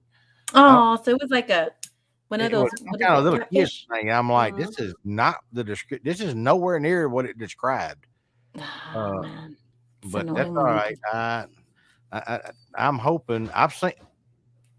I've seen Willie and all them out there for the last week. So, and Squatch Dog's been running. So I don't think those things that were out there that I had to deal with Mhm. before was what was there. Now, what's there now? But I'm gonna bring back full moon Bigfoot madness tonight because it's a full moon, and so we're gonna go deep into the woolly boogers. Awesome. Uh, Sean is asking what is Vault's booger stick made out of? that is hickory. No, black locust. It's black locust. My fault. Black locust. And oh wait, right here. Did Vault check that stick that was moving earlier? No, I actually forgot. I got to go down there after I get off with you and go check that out. I got so much stuff going on, and I'm like a kid in a candy store right now because, like I said, I'm trying to get 30 more people to sign up. Because if we Yes. get 30 more people to sign up, I'm gonna have Jeff and Buck from Mountain Monsters come out here in the backyard with me. Yeah, that's exciting. Oh, look, those guys are hilarious to me. It's everybody watches like, man, I watch it because it's funny as hell to me, and those guys make it into so much fun. And like I said, a lot of people think they're just doing that for a TV show. They've been doing that way before the show ever come up. And Mhm. Jeff is the reason why I got a hold of Jeff is the guy that does all the research and does all the email, and he's the uh, tech guy for the team. So he does all that. That's how it put me in contact with him. Yeah, A lot of that's people don't cool. know that Buck actually owns a very successful bar and grill out there. Really? I didn't know that. Yep, you can go look it up. Bill is actually a U.S. He's actually a retired Marine. So is Huckleberry. Huckleberry now, me and him get along real. I've known him longer than any of them. Huh. That But like sounds cool. I actually, Bolt, I'm working on like a little thing I was gonna send you by email. So hopefully I'll get it done before tonight oh, thank you. and I'll send it to you. Oh, Because I thank was you. like, oh, it's like a little I was I it's like a little ad type thing. Hey, I love So all that. Thank y'all for all look, that. See that Oh, that's cool. yeah. I'm So I'll send you hoping. that. I'm hoping, like I said, this all. Like I said, if we can get to 30 people, like I said, whenever I meet Jeff and them the 27th, I'm gonna pull it up and show him. All right, here's the 50 people because I'm gonna be live when I show him this. I'm gonna show him. All right, I got the 50 people now. It's time to hold your end of the bargain up. So I'm gonna corner them into making sure they commit to Mm-hmm. doing this. So Yeah, that'll he's be done said awesome. they would. I know he will, but I'm just saying I'm going to make him admit to it on live stream because I'm going to go live Yeah. with him down there at the convention And and when say is the like I convention don't do again? the convention is the 27th. See, I've never Okay. really done conventions before. I've went as guards for certain people to go, but I've never been in the convention thing. And I'm fixing to Oh, start doing that some to help promote the channel, y'all's yep. channel, my channel, everybody, because more people need to come to us. Like I love the shows y'all do. Like I said, y'all started out with what Thank we're you. doing. And I'm usually the one that screws it up and comes on and goes a different direction. And No, it's all good. And you're gonna do great at the convention. There's just you captivate people and there's, your story, the way you tell stories, I feel like Mm-hmm. people feel like they're there. It's almost like a movie, so I'm all for it. well, my We thing is this right here, and I don't mean to bring up any kind of drama, and I'm not trying to do that over on the channel, but I think it's kind of funny when we start getting the movement going and we start getting things to working kind of like we're wanting it, like the camera project's been doing really good and everything. Mhm. All of a sudden, you have these, I call them weasels that come out of the woodwork. And Yeah. that always surprised, especially the Bigfoot industry. It's crazy like that. Like the last couple of live streams, y'all seen it, all the trolls. I think I figured Mhm. out where all them come from. I got a Yeah. special I got a special solution for that. I know it's annoying. What is It's it? Well, Don yes, Don said dumb. he's okay. But you remember that old comment my grandmother and them used to tell me, misery loves company. So if somebody else is miserable, they want to try to make you as miserable with them. And this is the thing. I refuse to let somebody else determine how things are going to go for me. Yeah, exactly. Because, like I said, I y'all's just channel, dude, y'all's channel's blowing up. Like I said, that's why I tell everybody to come over. Sean's channel's really taking off his own private channel. Mhm. Uh, That's awesome.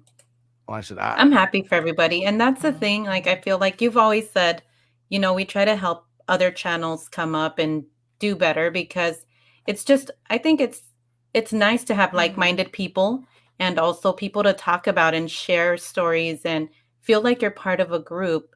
So, I think it's awesome, man, and well, I try to do the same. If there's smaller channels that wanna come on, I'm always open and I feel like it's not about the views or the subscribers. It's about the company and who you talk to, who you meet. So I look, really enjoy it. the way I look at it's like this: you're two by the time in let's say 5 years, your two little ones, they'll probably be watching shows and stuff that we've done way back when. Yes. Do you want your children to watch these shows with these other channels they're putting out spewing all this hate and all this other crap, or No. ones that are actually showing each other, hey, if you're doing something, you need some help, help thy friend and thy neighbor. Yes. I'm not Christian, but I got Christian beliefs, and that's the way I am. If you see somebody down, why kick them? Offer them a hand up. Exactly. Like it's not.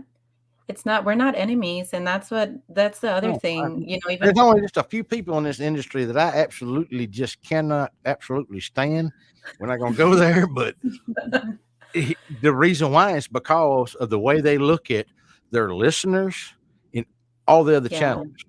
So if you dislike me and everybody, all our listeners, because this is where they lose the focus. If we don't have a set form of listeners to listen to us, we're just having a phone conversation. yeah, What is the point? You could be doing something with your kids. She could be working on her floor. That's what I'm saying. But y'all are doing this because y'all enjoy yes, entertaining others. yes, I love the And look at conversations. Yeah, and look at the entertainment and the joy you bring to the people that you're touching. Like I said, it starts Yeah, small and then grows, and then pretty soon you'll have 1,000 people listening to you. And I yeah, never believed I would have a 4,000 people that want to listen to me talk about any freaking thing. And that's just not the person I've ever tried to be, and I still don't want you. Everybody's like, oh, Vault, you're fake. No, I'm not. I'm just average Joe, just like you. I'm just, I just get on air and talk a lot. yeah, no, Vault, you're definitely special. You have a lot of knowledge, and and I'm glad that you share it with others Yeah. because, people need someone that can guide them and show them and wake people up. So we appreciate Well, that. I just got tired of all the false information and the stuff that I've seen people tell people. They believe it and they try to use it in real life, and it gets them hurt. Yeah. Like that one clown that tells people, "Oh, you grab a gun and do it." No, you're gonna get yourself killed. Because like I said, that stuff doesn't work. You got somebody sticking unless you feel absolutely confident and you've trained to do it.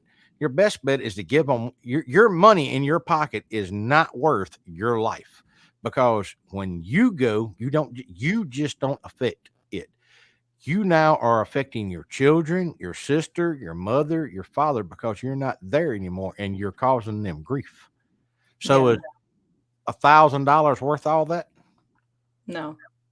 You see, that's the way I look at things. Like I said, I've seen the worst people can do to each other. Oh, look, Oh, I'm telling y'all, I've told GNA this several times. I'll back them 100%. Lakel will, because there needs to be more females in this industry. Because think about you go look at all the female artists that are out there, and that's what y'all are. Y'all are artists in your own term. Mm. They don't, they do not war, fight, and screw shit up like all these guys do. They don't. Y'all don't. Y'all take, because you got to remember, guys got testosterone. Y'all take the Yeah. testosterone out of it. I'm more of like the hippie kind, like just let's Yeah. just love each other. Let's just be friends, you guys. Come on. See, I'll be the first one to say I have a bad disposition and a short temper. If you fire that temper off, there's no telling what you're going to get. And Lakea's probably like she is, like y'all got to see the other night, because she's dealt with me all her life, just about it. And Yeah. like I said, it's if somebody, and that's the thing, if somebody, you can pretty much do what you want to me. I think it's hilarious. But when you attack my family and my friends, now that's where I draw the line. You're not going to deal with Jay Tucker, James Tucker, whatever you want. You're going to deal with the true Vault. And like I said, I have a short temper and a Yeah. very bad disposition. Lakea and DW categorized at one time as the Clark Kent persona, and I couldn't figure that out for the longest. And finally, I got mad. I was like, "What the hell you mean? I'm like Clark Kent, like Clark Kent?" He said, "Think about it. Clark Kent is the only superhero that has to put on a disguise and identity to hide who he really is, not to become someone, not to become the superhero. He tries to be the regular Joe." Yeah. And see, I took the He tries Vault to be is, human. yeah. So that's why them two call that me, is because, like I said, I'll be the first one to tell y'all the true natural me is not a nice, cuddly guy. I just wasn't brought up like that. And that's just not the industry that I was in. You don't live very long being that. This is what I call the switch is in the off position.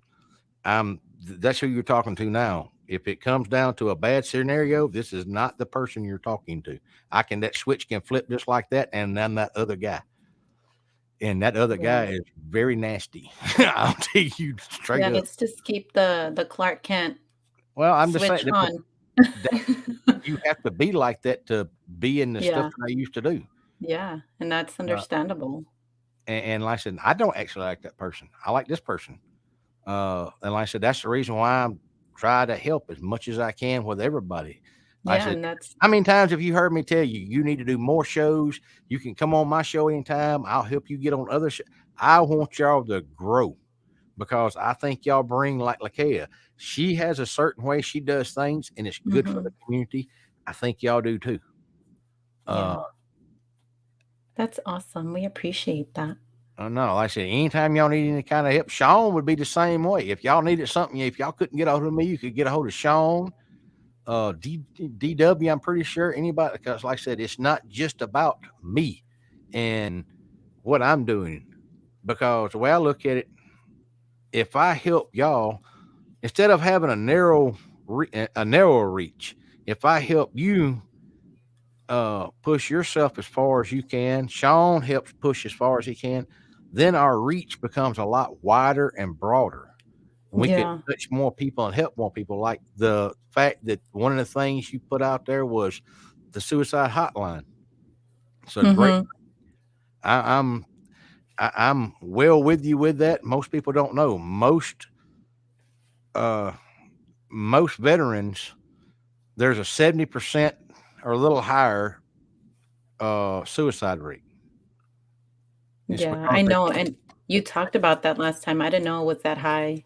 Yeah, That's they wow. can't deal when they come home because they can't figure out how to cut that side of them off, and they get so traumatized by seeing the crazy things that happen. They just can't deal with it, and they don't know how to interact with their family because they're not the same person when they left. Mhm, and they portray that too very well because I watched that, American Sniper movie again recently, and how his trauma when he would come back home, he felt like he wasn't himself, and then when he was out in Mhm. battle, he was completely who he wanted to be, and he was in that mode, and so Yeah. it makes sense, I mean, and kind of like the Punisher series, where his friend kind of created like a business, right? oh, yeah, Where he still had them doing that, like working in that type of field. environment, yeah, Yeah.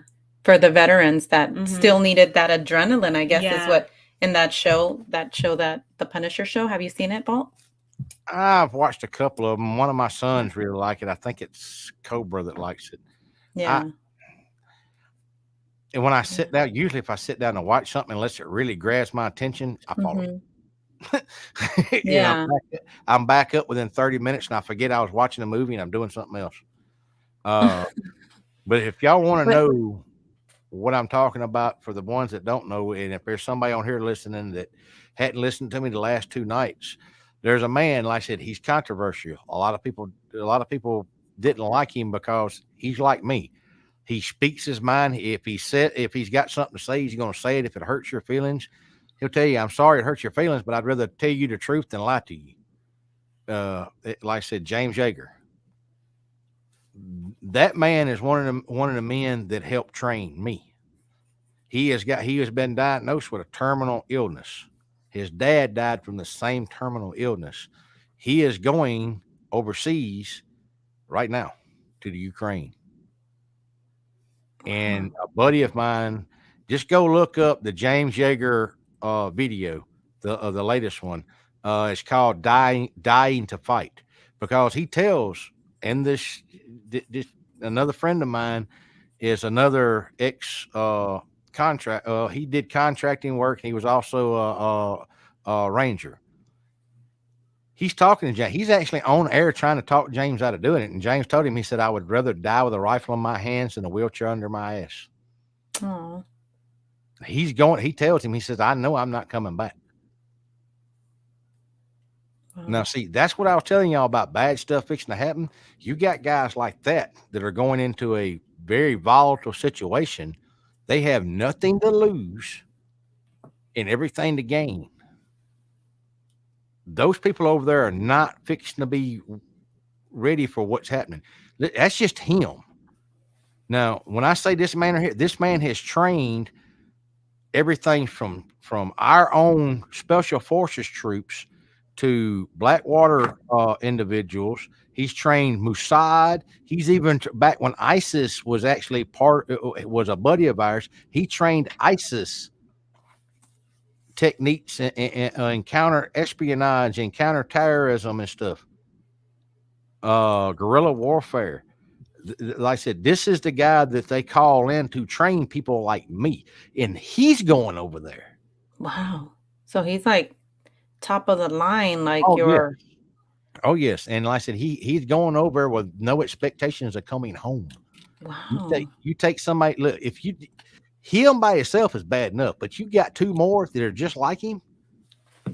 All I can say is Putin better dig a hole and get in it, because these are the kind of guys that will actually cross the line, go behind enemy territory just to it. Because the way he looks at things is, we're taught you cut the head off the snake, the rest of the body dies. Wow. DJ Moore said Jaeger hid in a ditch over in the sandbox, and also wanted to put a SWAT division in a town of 400 people. Fact check Jaeger. You don't have to. I don't have to fact check Jaeger. I know Jaeger. Jaeger trained me.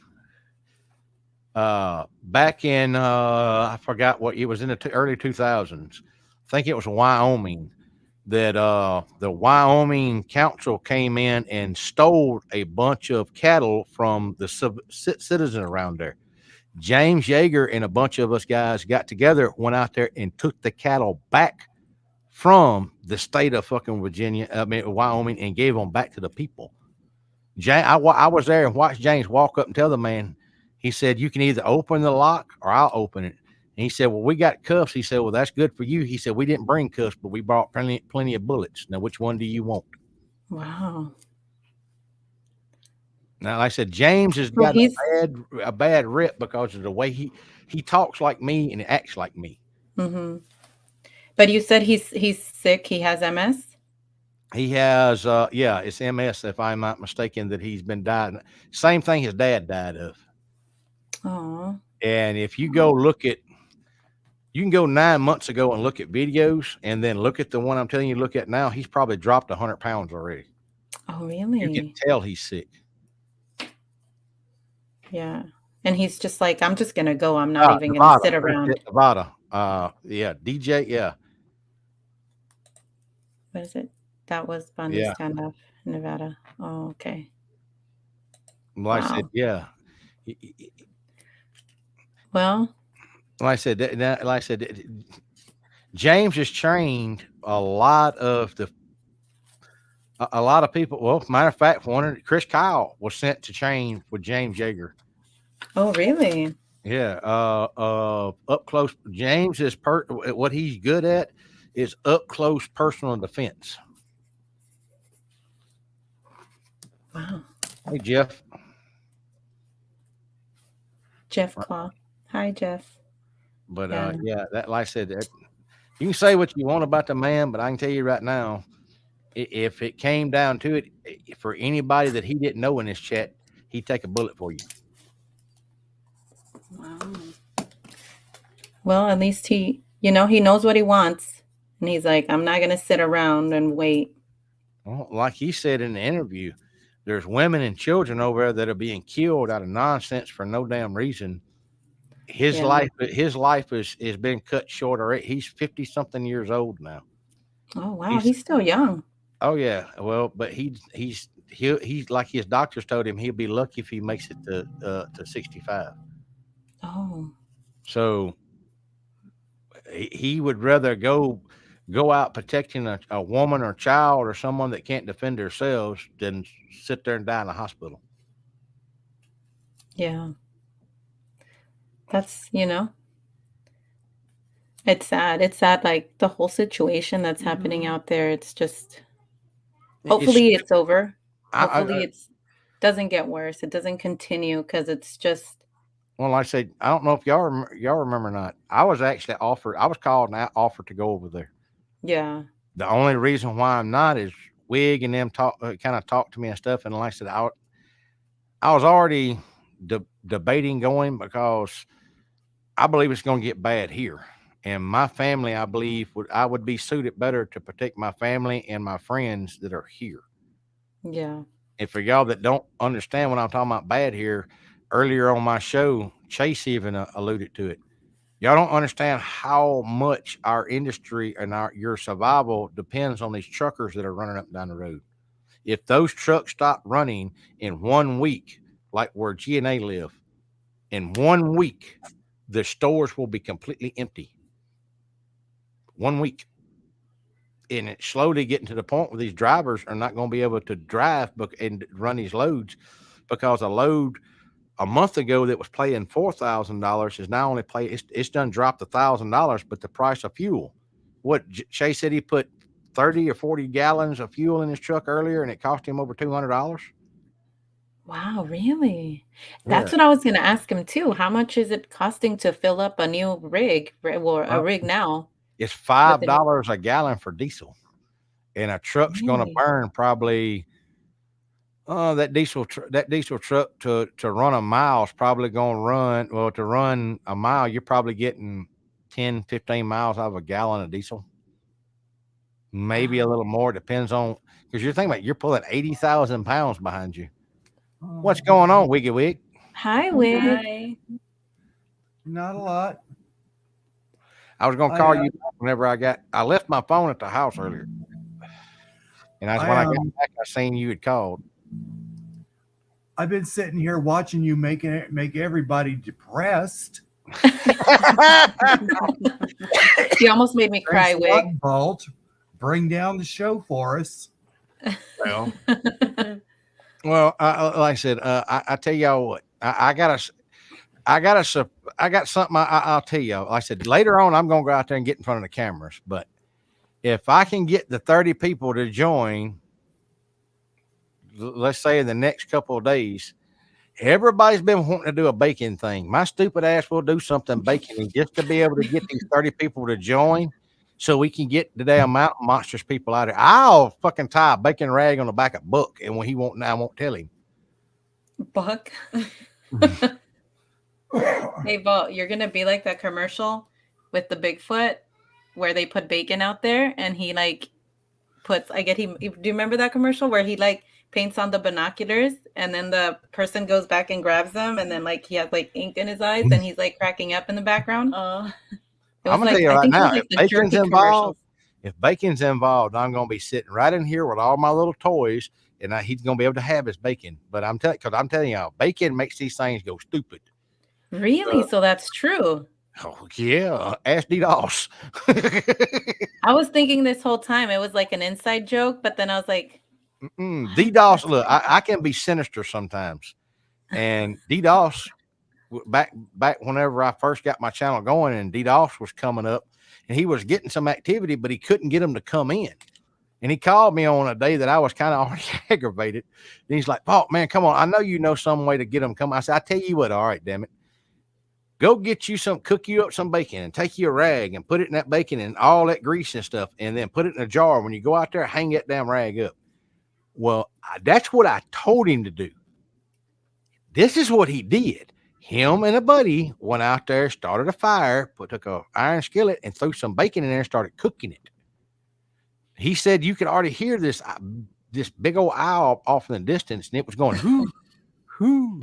And then all of a sudden, when that smoke started coming up, it went from hoo hoo to and started coming towards them. They left because this thing stopped being scared, stopped being hanging back. He said it was like a zombie, like it got carried over to a zombie. It's got the smell of that bacon, and it was coming. They left skillet, bacon, fire, and all. He called I me mean, madder than hell. it makes sense because just see what bacon does to us, you know? I don't know. Well, the reason Now why I imagine. think it happens is Think about back in the day, back my grandfather and all them, they had smokehouses. They cured bacon and stuff like that in their smokehouses. Well, you can go back and find several accounts of smokehouses in the South, especially Mississippi, Alabama, Louisiana, sometimes Texas, where these smokehouses were broke into supposedly by some large, hairy bear looking like creature, and it would clean out the smokehouses. Well, I think they still associate that smell of bacon cooking with a smokehouse. What do you say? Oh, that you're more entertaining than mountain monsters. I don't know about all that, but like you can, he's told the story. He called me mad as heck a couple of hours after he got back home and calmed down. Bob, why the hell did you tell me to do that? Man, them things like to eat us. Hey, you said you wanted a close up experience. But see, That's that's how kind of sinister I am. I told him, be careful what you ask for. yeah, no, I'm good.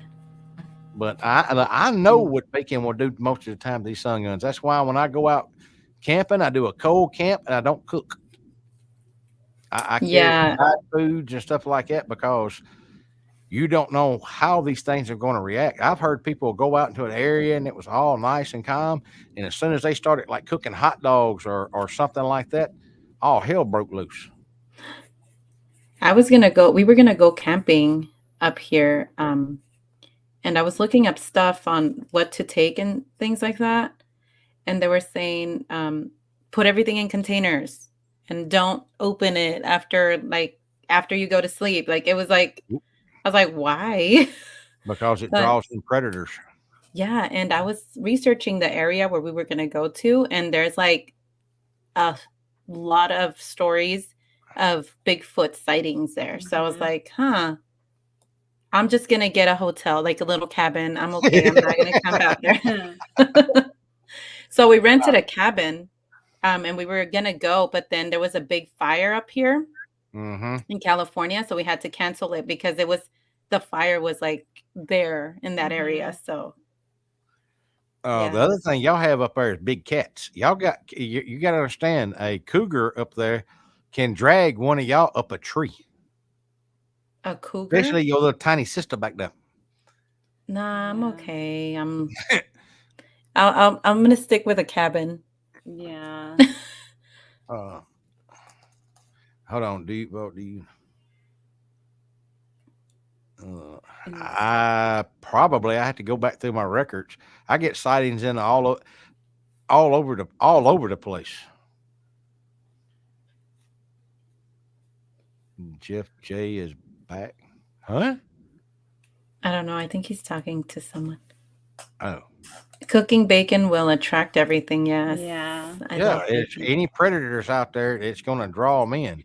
Yeah, because we have, like, locally, we have, a couple of bears, like, we have like, a little mini zoo, and then there we have, like, mountain lions, Yeah, and mountain they're lions. huge. Mhm. I'm I was telling like, you. "Dude, they're as big as like, a lion." It's Well, an crazy. average mountain lion can drag up in a tree a 200-pound deer. Don't you remember I didn't that? know that. Don't you remember Yeah, that they jump off from the trees? yeah. They'll actually wait till you Wow. Yeah. walk by, jump off, and what they're doing Yeah, is they jump they're trying to high. knock you down, and they grab you by the back of their neck, by the back of your neck, and they bite down. And what they're doing, they're trying to break your spine or puncture your skull. Oh, no. Yeah. Because my dad, he works up here by, like, I think we've talked about it in the fort in up in the Sequoia National, and he has one time he was like, "Look, you can see the mountain lion way over there on the other side of the river." And you I was like using the binoculars, you can see him and he looked huge. I was like, Yeah. "Why?" But he said that he's had bears around there and things like that. Yeah, So, there's wolves too. but he's always armed. So he's like, "I'm always ready." He's like, "I'm not gonna Well, let up him there where catch me." y'all live at, where you're talking about your dad lived there in the early 2000s, they were having a problem out of two particular mountain lions, and they were telling hikers and stuff to take these, the little plastic mask that has a little rubber band, to take those and put them backwards on their heads when they're walking the trails because that would keep the lions from jumping out of the tree because it looks like another face is. A lion won't attack you head on like that. They wait Oh, till you so wear turn. like the mask on the back? Yep. Yeah. You can go I'm look gonna those. get You can go look those up. you know Those what I'm gonna get? I'm gonna get a Sasquatch mask and just put it on the back of my head. you're gonna get And a it'll be new like boyfriend. What you gonna get? One eye fine, Willie's I'll gonna do be like, "Girl, the you sure ghost are face. pretty." That's gonna be creepy. Yeah, I do hotel Hotel. camping. Uh-huh. Exactly.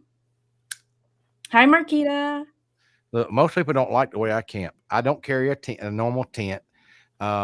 Sometimes, depending on how cold it's going to get, I will take a sleeping bag. But most of the time, I take just a mat to lay a roll up mat, kind of like a yoga mat, Mm-hmm. and I've got a 8x8 tarp that I pack up, and it packs up, and it'll when it's packed up, it's about you can't see. It's probably 8 inches by 8 inches by 3 or 4 inches tall, and that goes in a pack. And I can actually take and put that up and everything, unless I'm going out or to an area where I want to set up a mock tent. I've got a Mm-hmm. 2-man tent. Well, the tent that's in the backyard, that's usually the one I used for setting up a mock camp scene. And then I would put some kind of recorder in there playing noises over and over. So it looked like I was down there, and I would back off and get in the hide where I sleep in the dirt with stuff pulled over top of me. Really?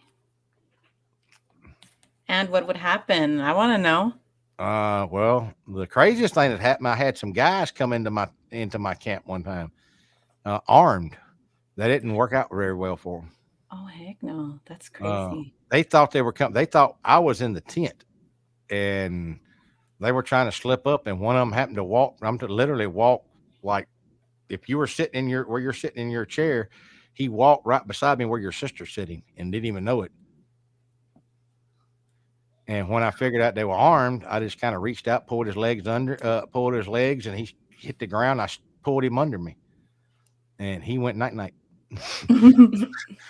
That's crazy that people are out there like trying to. Well, what it is, there was an illegal marijuana grow out there, Oh, yeah. and and I'd set a little campfire, and they'd smelled and seen the smoke, and they were coming to basically run me off. That did not work very well for them. You know, the DJ Moore, he went camping recently, I think last week and last weekend, and he was posting videos of where he was up there. And I was learning a lot from him because he was like sharing about his like sleeping bag. I didn't know that there was like special sleeping bags like with Mm-hmm. certain like heat. I don't Yeah. know, like I guess it's like I was like I thought you can just go to the store and grab any sleeping bag and take that, but no, Mm-mm. there's like actual special ones for like the Like, cold and I've got one I've used probably 10 times since I've had it. I've had it for probably 11 or 12 years. It's called a zero bag. It will actually keep you alive and keep you warm in 0 degree temperature. yeah, it goes by like Wow. temperatures. It's pretty Mhm. crazy. That thing is hot as hell to me. It's got to be awful freaking cold for you to get in that bastard because Yeah. it is hot. I said 99% of the time, I just take a yoga mat and I sleep up under the stars. Uh, No, that's I would freeze. But we went camping one time. We were kids. I mean, I remember it vividly. I was younger. But we were freezing, Volt. Like we started up a fire at night, and my uncle he put his boots in there, and his boots melted because he was that cold. And I was like, I don't think we were prepared for this. And Yeah. I can't get out of my mind how cold it was. Yeah. And you I was should have went sleeping and like, crawled in your vehicle, and like yeah. you get cold like that, and there's two people, you want to get as close to each other as you can to share Hmm. body temperature. And there was something around in our campsite walking around. Because we were the only ones camping out there. And I was so scared. I was like, that's a Bigfoot. I know it's a Bigfoot. And then my dad's like, no, stop with your Bigfoot. And I think it ended up being like little raccoons that were like trying to get into the food we had out there. Look, a armadillo or a raccoon can sound like it's as big as a bear, where the way they Yeah, it rustle through sounded, the and you leaves. could see like little hands, and I was like, what is that? I was so scared. I was like, I don't want to go out there, but it was a long night. The duende are coming for you. Yeah, I was like, nope, I'm out. Let's go. See, when I And had so, my experience with the lizard man, all the noise it was making walking up, I thought it was a something like an armadillo or a raccoon walking up through there. And the way they make noise and leaves, it sounds like an elephant coming through the woods. And I was fixing to reach out, grab it, and pull it in, and stick a knife in it to make it shut up. And when I kind of roll back, I'm looking for the noise, and I see these weird looking legs. I'm like, what the hell is that? And I start looking up, and I find Gecko standing over me. Oh shit, that's not an armadillo. how And big was it? it was close to 6.5, 7 foot tall. And its What? arm, when I rolled out, its arms were like outreach, like it's trying to give you a hug. You know, when somebody reaches out to give you a hug, that's the way it was doing. I don't know if it was trying to grab me, to hurt me, hug me, or whatever, but I shot it several times. And did it go down? Once I hit it in the head, it did. What? But it Yeah, was walking on two legs? yeah, it was walking on two legs. That is so creepy. That's the lizard man encounter that I had. Like I said, he took the room temperature challenge. Yeah. Nope. Yeah, That's crazy. yeah, Mr. Lizard Man. Chaos is like he just wanted a hug. Well, he should have went to somebody else. He should have hugged a tree or something else. Mm-hmm. Especially, like I said, he walked up on me and surprised me. And like I said, because I'm not expecting that. And when I say it's so close, it's close enough I can't get my rifle up in between me and it. That's how close it was. So I grabbed my pistol and went to firing rounds. And then I tripped because I'm trying to back up from it. So I'm on the ground and I just keep firing. And Like it had a tail, like a long tail? no, it did not have a tail. Really? Nope. But it looked like a giant lizard. It looked like a humanoid lizard. Oh. Think of the guy on the Geico commercial. Take the tail Yeah. off of it and put a human shaped head on it. There you go. That's crazy. No way. Yeah. Yeah. I looked at it just for a few seconds and decided, in case he's got buddies, I need something bigger than what I got. And so I left. Was that here in the United States or was That it was in out. another? That was out at Booger Valley. Really? Oh Yep. my God. And You what did gotta you go do with listen. it? Or you didn't, Go did you listen just to leave? go listen to. I think it's the first or second Infernal ones on my channel, and the whole story's on there. Okay. Because Chaos actually, because I'd called Chaos and asked him, hey, look, and I sent him a screenshot. Just took a picture. I did a quick little drawing, and my drawings ain't worth a shit. I was like, all right, you see that picture of Indrit? Think of that, but like a brownish yellow, but you could see its skin looked like you could see like through the veins and the arteries under it. But Mm. I come back and ask him, hey, look, have you ever heard of anything that looks like this? And he was actually getting ready to go to bed because he'd pulled a double or something. He immediately calls me and goes, where'd you see that at? And I told him. He starts freaking out because I didn't know nothing about no freaking no lizard people or whatever. Reptilians? Yeah, I didn't know nothing about that crap. The only story I'd ever heard about lizard people is Skateboard Swamp. That's it. That's And great. he's like, well, don't go back out there until I get a hold of you. I was like, okay, I won't. And he goes, I zipped up a bag. He goes, you're going back out there, ain't you? I was like, yeah. No. Mm-mm. You know, and there's some people that like when they get scared, you freeze, right? Yeah. That's me. I would freeze and I wouldn't move. But that's good that you like were able to be like, okay, danger. I'm gonna, or I mean, maybe it did want a hug, you know? It should have picked somebody else. How long ago did this happen? Oh, 2017, 18. Oh, that wasn't that long ago. Yeah, no, it wasn't. Like I said, we had just started doing the Infernal ones, and that had not too long before that, and it happened. Like I said, because Chaos got me to tell the story on the Infernal ones, and like I said, I put those. That's either the first or the second Infernal ones. Yeah, that I put we're up. gonna check that out. Hmm. Well, like I said, I don't know what its intentions is, but what's funny is after I did that, I shot it. About 2 days later, the curiosity just couldn't, because I didn't know if that was, I'd seen one already, and where I'd set up a hide where I'd set up a little blind that I was laying in. I wasn't trying to kill it, the one that I saw before. I was trying to get a better look at it to figure out what it is, why it's doing what it's doing, why is it on my property. Mhm. And this thing come in behind me. It came from a different direction that I'd done found its tracks and figured out where it was going. And I thought it was I thought it was like an armadillo or something, just rumbling through the leaves looking for grubs and shit. And it wasn't that. I went back a couple of days later because Cash is like, man, can you go get me a picture of it? I was like, yeah, I go back out there. So I go back out there, and where it was supposed to be, it wasn't there. That's crazy. Something got the body. I don't know what the hell got the body. The only thing that was left there was some remnants of what come out of the back of his head. Really? Yeah, like its blood didn't look like our blood either. It was like I don't know, like a. It wasn't a green and it wasn't a blue, but it had this greenish blue hue to it, and it looked like it was oily. And the Ew, brain matter was really, really dark gray. that's crazy. Oh. Do you think it could have been like an alien maybe? Don't know. Chaos said it was a riptoid. He called it some kind of riptoid that I didn't know there was different kinds of them bastards either. Yeah. Uh, I didn't know either. I thought it was all one. Apparently Huh. not. That's crazy. Pretty interesting. I'm gonna go listen to those stories, Volt. Let's see, Booger Valley is a weird place anyway.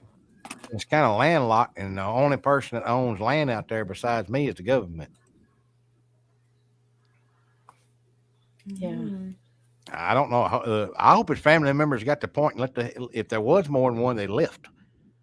Oh no. That's Because scary. well, I'm gonna tell you right now, I'm not gonna take a chance. It's better ask permission than forgiveness. Better ask for forgiveness than permission. Now, I'm not going. If I see one again and it acts any kind of way stupidly, I know now a 9mm round to the noggin does a wonderful trick on them. They go down really, really fast. Have you seen anything that would indicate more of those reptilians things No, in Boogerville? nope. That's the only reason why knew that one was there is my neighbor that's dead now. He Wow. seen it first and called me. And like I said, he had a little small property that was right next to mine, and he actually willed that to me when he died. So I own all that right there. The only person that owns any land other than me in that in that one little section out there, and I've showed Chaos and a couple other people, it's government owned.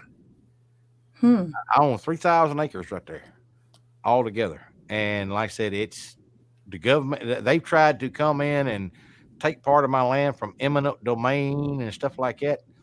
There's no reason to take it for eminent domain. I've had to fight them several times in court over that. That's crazy. They probably know. I think they were the cause of it. They could be. They got one spot out there. If Chase was on here, he'd tell you because I showed it to him to ask him in his travels had he ever seen anything like this. There's one area out there, it's like 3 acres that they cut down and mowed down all the trees, and it's just flat. And they go in there and they spray this bluish green crap on the ground that keeps all the grass from growing. And they fly in and out of there in a chopper. That's the only way. That's because there's not a road out there. I have the only roads and the only access off the main roads to get into there. So they fly everything in there by chopper. Chase will tell you it's the oddest looking thing. It don't make any sense why they did it. It looks like they painted the ground with this. It looks like, the greenish color a chalkboard is. That's the color of the ground. That's And you weird. can tell it's been sprayed on the ground if you zoom in on it. And I said, I don't understand why they did it, why they do it, but And yeah. I was and like, no, see, they can do their thing. Leave me alone. not too far from that is what we call it's 3 big hills that come down, and makes a valley, and we call that Booger Valley. About a mile or so from where I'm talking about is where Booger Valley is. Hmm. And I feel sorry for them if they go in that damn. That's an area I don't even go in. That's the boogers area. My grandfather always told me to stay out of that area. That's Mhm. theirs. Mhm. Bad things will happen. So I've never went into that area. I skirt around that outside of that area. I don't go into there. That's theirs. That's crazy. That's like their little village. Well, and I know there's several out there, and like I said, there's one out there, a female, that when I was a kid, I remember saying she looks like a calico colored cat. The multicolored, like I said, she's got brown, a little blonde, some black. She looks like a calico colored cat. Now Yeah, and I named her Callie back whenever I was a kid, and she's still out there to this day. really? Yeah, she's done got a lot bigger, and you can tell she's older because she's got a little gray going in her now. So But what do you think is a lifespan? I have no idea. Do Like I you, said, do you, I thought she was a big adult female back when I was a kid, and uh-huh. she's still out there. And like I said, she's just got bigger. But I know all the other ones listen to her Wow. because I've had a couple of the younger ones come up whenever I was out there building a bonfire or whatever, or burning something, and they'll come up right on the wood line and start throwing dirt clods and stuff like that, banging on trees. And then you can hear her make a whistle noise, and she'll kind of step out of the tree line. And those others, you know how a kid when you scold them, tell them, "All right, come on," they'll like, "Man," you know how they act like it. It's like Mhm. those smaller Bigfoot will do something like that. Like they'll make a noise and just kind of like drop their arms down and walk back into the edge of the woods. It's like they're telling them, "Hey, leave him alone." Wow. Sounds like they like they're kind of cute, like little cute Well, creatures, but I wouldn't say that, but I mean, it, I'm saying like the way that's that they why I act tell kind of like human in a Well, way. that's why I tell people these things are way smarter than people give them credit for Yeah. because I keep a fence up out there. I don't go beyond that fence down in that area because that's their area. They've only come across that fence one time. And that's whenever I was out there and found the lizard doodad thing. Me and Bear were up in my old barn, the old loft, and I was looking at this thing through a scope, and it was like it was looking back at me or knew where I was. And I got Really? kind of mesmerized on watching this thing, trying to figure out what the hell this was. And next thing I know, Bear does a snort. And usually when he does that, that was an indicator that there was a squatch around. The problem was he's looking straight down at the floor, and there's cracks big enough you can stick your fingers down through in that barn, in that loft.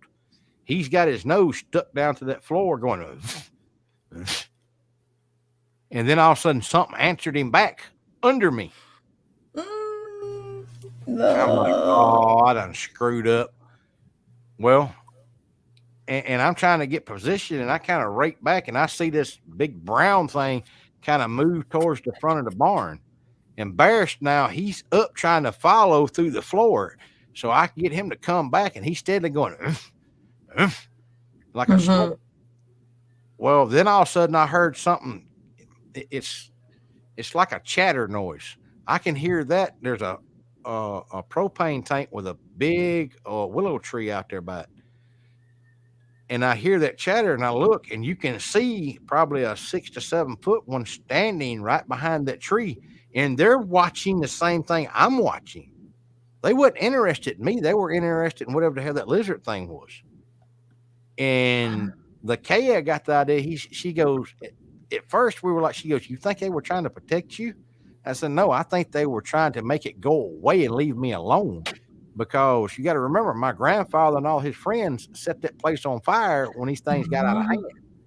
Mhm. And I believe they remember that.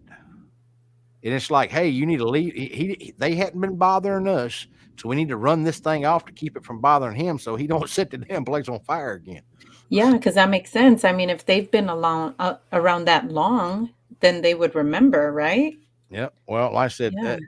now, a lot of people are like, oh, they were protecting you. No, they weren't protecting me. They were protecting themselves. It wasn't. Wow. I don't think they had any care that if they just didn't want this thing to come down where it wasn't supposed to be at and Mhm. interact with me in any kind of bad way because they didn't know how I would react. That's what they were doing. They were trying to drive it away from me, and then all of a I sudden, way off in the when they started doing that clicking and stuff, way off behind where this lizard thing was, you heard a deep "Ooh," and that lizard thing turned, looked back at me, and then walked kind of in an angle away from that noise behind him and away from the squatches in front of me, and went in an angle away from us. Hmm. And then the ones that were in the front of us, they tore out, and they went over a 6-strand barbed wire fence just like you would step over one of your kids' toys, Wow. and hauled butt. That's the only time I've ever seen them across what I call my fence on my side. They were trying to push that thing away from me, is what I thought, and it wasn't for my safety. I think it was because they didn't want it to interact with me in any kind of bad way because they didn't know how I would react. They were trying to keep the peace. Hey, look, you need to leave him alone. Get your ass back down in the woods. Mhm. But I the thing think that called them. I think it was a danger to them too. It might have been. Uh, well, like I said, Yeah. I've been to I've been in the woods in an area where I think they were hunting at Booger Valley, and it's not one of their normal areas. And these things basically will let you know that they're there. And once I see them, I usually back away from them. And they've escorted me all the way back up to that fence line. It's like, hey, no, we're over here. We'll be gone in a little bit. Just give us some time. I always back off. I've never had them be aggressive. It's kind of like out here. That's the reason why I say I've figured out what works out there, and I'm trying to use some of that here. I'll stand my ground and let them know, hey, look, everything that is mowed down and around my house belongs to me. You can stay out in the woods if you want, but you stay away from my damn house. Mhm. But these other things that showed up the night I call blasted, they wasn't acting like that, and they didn't look like Willie and them.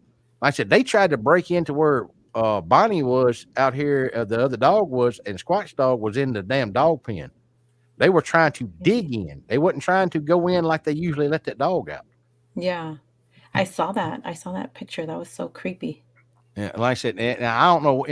I don't know what the hell that was. Everybody's saying that was a dog man. It didn't look like what I know what a dog man looked Yeah, like. because it did have like the pointy ears, but the arms were pretty big. Well, they have big arms too, right? What? Yeah, but the, the head just didn't look right. It looked more like that thing had more like a jackal's head. Hmm. But think of a jackal head the size of a cow head. That's what it looked like.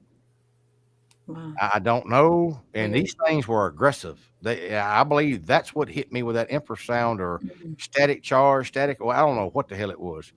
I'm thinking it was some kind of electrical discharge Being. they hit me with because it was disrupting the cameras. Yeah, that was weird. I remember that. Well, I didn't think about something until Wig brought it up. My body, I don't know why, but like I got a higher static charge, I guess, than most people, and Wigs like it. If you put a regular wristwatch on me, a digital wristwatch, I kill it. I'll turn the face black on it. There's too much electrical current in my body. Wig thinks because I got that high electrical current, it didn't decapacitate me like it normally would have. It just Mhm. made me sick and do stuff I normally wouldn't do. It made me lulu, but it didn't decapacitate me like it normally would. What I'm curious about is if they were trying to decapacitate me, what was their plans then? To carry me off, finish me off, or what? Wow. Yeah, that's a good thought. Or maybe like you would forget what you saw or I don't the know. whole event. I don't know. Hmm. I think, but like I said, they were trying. They were up to some. I believe they were up to no good. And if I see them again, we're gonna find out we're gonna find out if they're bulletproof or not because I don't. Them things acted aggressive towards me. So in my mind, I'm gonna turn it up and act aggressive towards them Yeah. because, like I said, that I'm taking back what is mine. If they want to stay in the woods and they can live with Willie and them, more power to them. But this is mine, and The only thing I know is to protect mine is, a bully. If a bully bothers you, you sock them in the nose, and usually they'll leave you alone. Same principle. Hmm.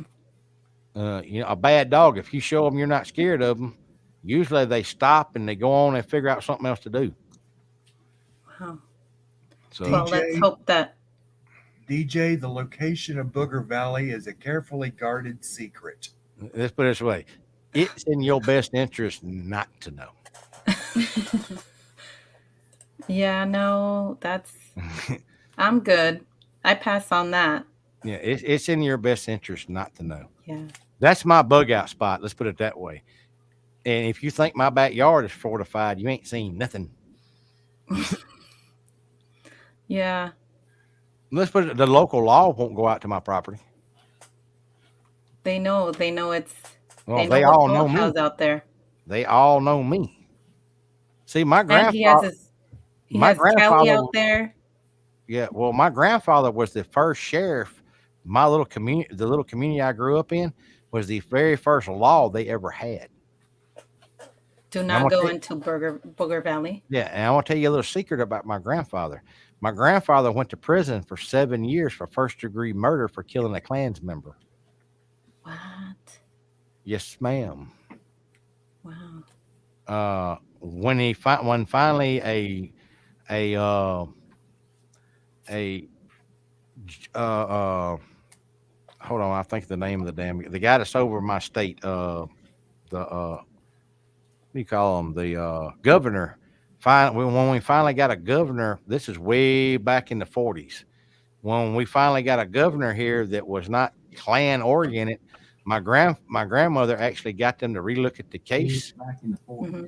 and got him a full pardon. And the next day, after he spent 7 years in Parchman, Mississippi, which back in the 40s was one of the worst prisons to be in, and especially not a white man, because my grandfather's full blooded Native American. So he got a full pardon and became the law the very next day after serving uh, a life sentence. He would, like I said, he was convicted and was to serve a life sentence. He spent 7 years in prison. Wow. Law has been in my family for a long time. Hmm. That's another reason why, like I said, I'm on the sheriff's department here. Most people didn't know that until I told Yeah, I didn't know that. them. Mhm. Yeah. It's in my blood. It's hard to give up. Yeah. But Lakea don't like it a lot of times. I'm not as much involved in it as I used to be, but it has its perks. Ask Z Wiki. I know she shared it when she went up there. Yeah, well, Uh, she's never seen when you get pulled over, and they want to come up, and especially, if they pull you over, they're going to check your license. Like I said, he didn't even walk up to a car. I walked up there, and he actually told me beforehand to go get back in my car, and I just asked him, what the hell did you pull her over for? And as soon as I said something, he goes, Vaught, is that you? I said, hell yeah, who else would it be? He goes, oh man. He comes up and gives me a one arm hug, gives me a fist bump, and says, what you doing, man? I said, this is a good friend of mine. I said, she's going to my house. Oh, okay. I said, you may grab her a license because she's got some dogs. Oh no, hell no, man. He jumps in his car, does a donut, and takes off. I walk back up there and tap on Z's window, and she's trying to hand me her license and stuff. I said, put that shit away and let's go to the house.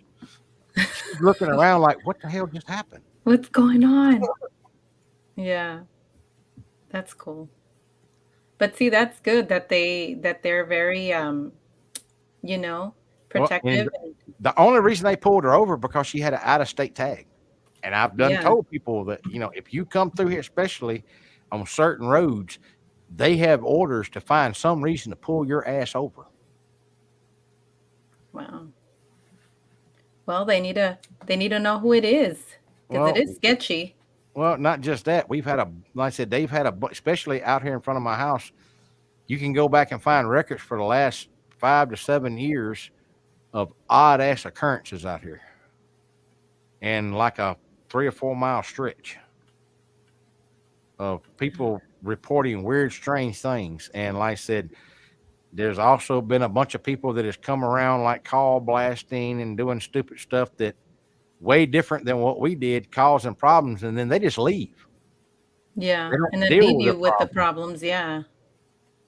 So So that's that's the only nice to reason know why I felt too. comfortable doing it out here is because I knew I would be here to deal with whatever the hell happened, Yeah. or we turn it into Swiss cheese, whichever one come first. But yeah, but I Well, Sean's appreciate you gonna guys. go ahead. Yeah, because Sean's gonna come on here in 30 minutes, so I don't want to be Yeah, on, go I was over gonna his. say I'm gonna let y'all do whatever y'all. I was gonna leave and let y'all do whatever y'all are gonna do. Thank y'all again for having me on here, and I'm sorry I screwed up y'all show. No, you're fine. Everybody has questions and it gets fun, so I appreciate it. And I appreciate Well, Wig. you only touched on the nicer side. If you go to Google and Google the dark forest, that will blow your mind, and the pictures that will pull up Mm, and stuff. I know. I don't want to see the I saw one and I was like, oh, I can't do this. It's sad. So you did But a great job of it. I'm talking about it was it was the PG version of it, and it gave a lot of information. So I my hat's off to you. I don't know if I could have pulled that off as good as y'all did. oh, well, we appreciate that. And do you want to put in your link for your channel vault? Can Uh, you?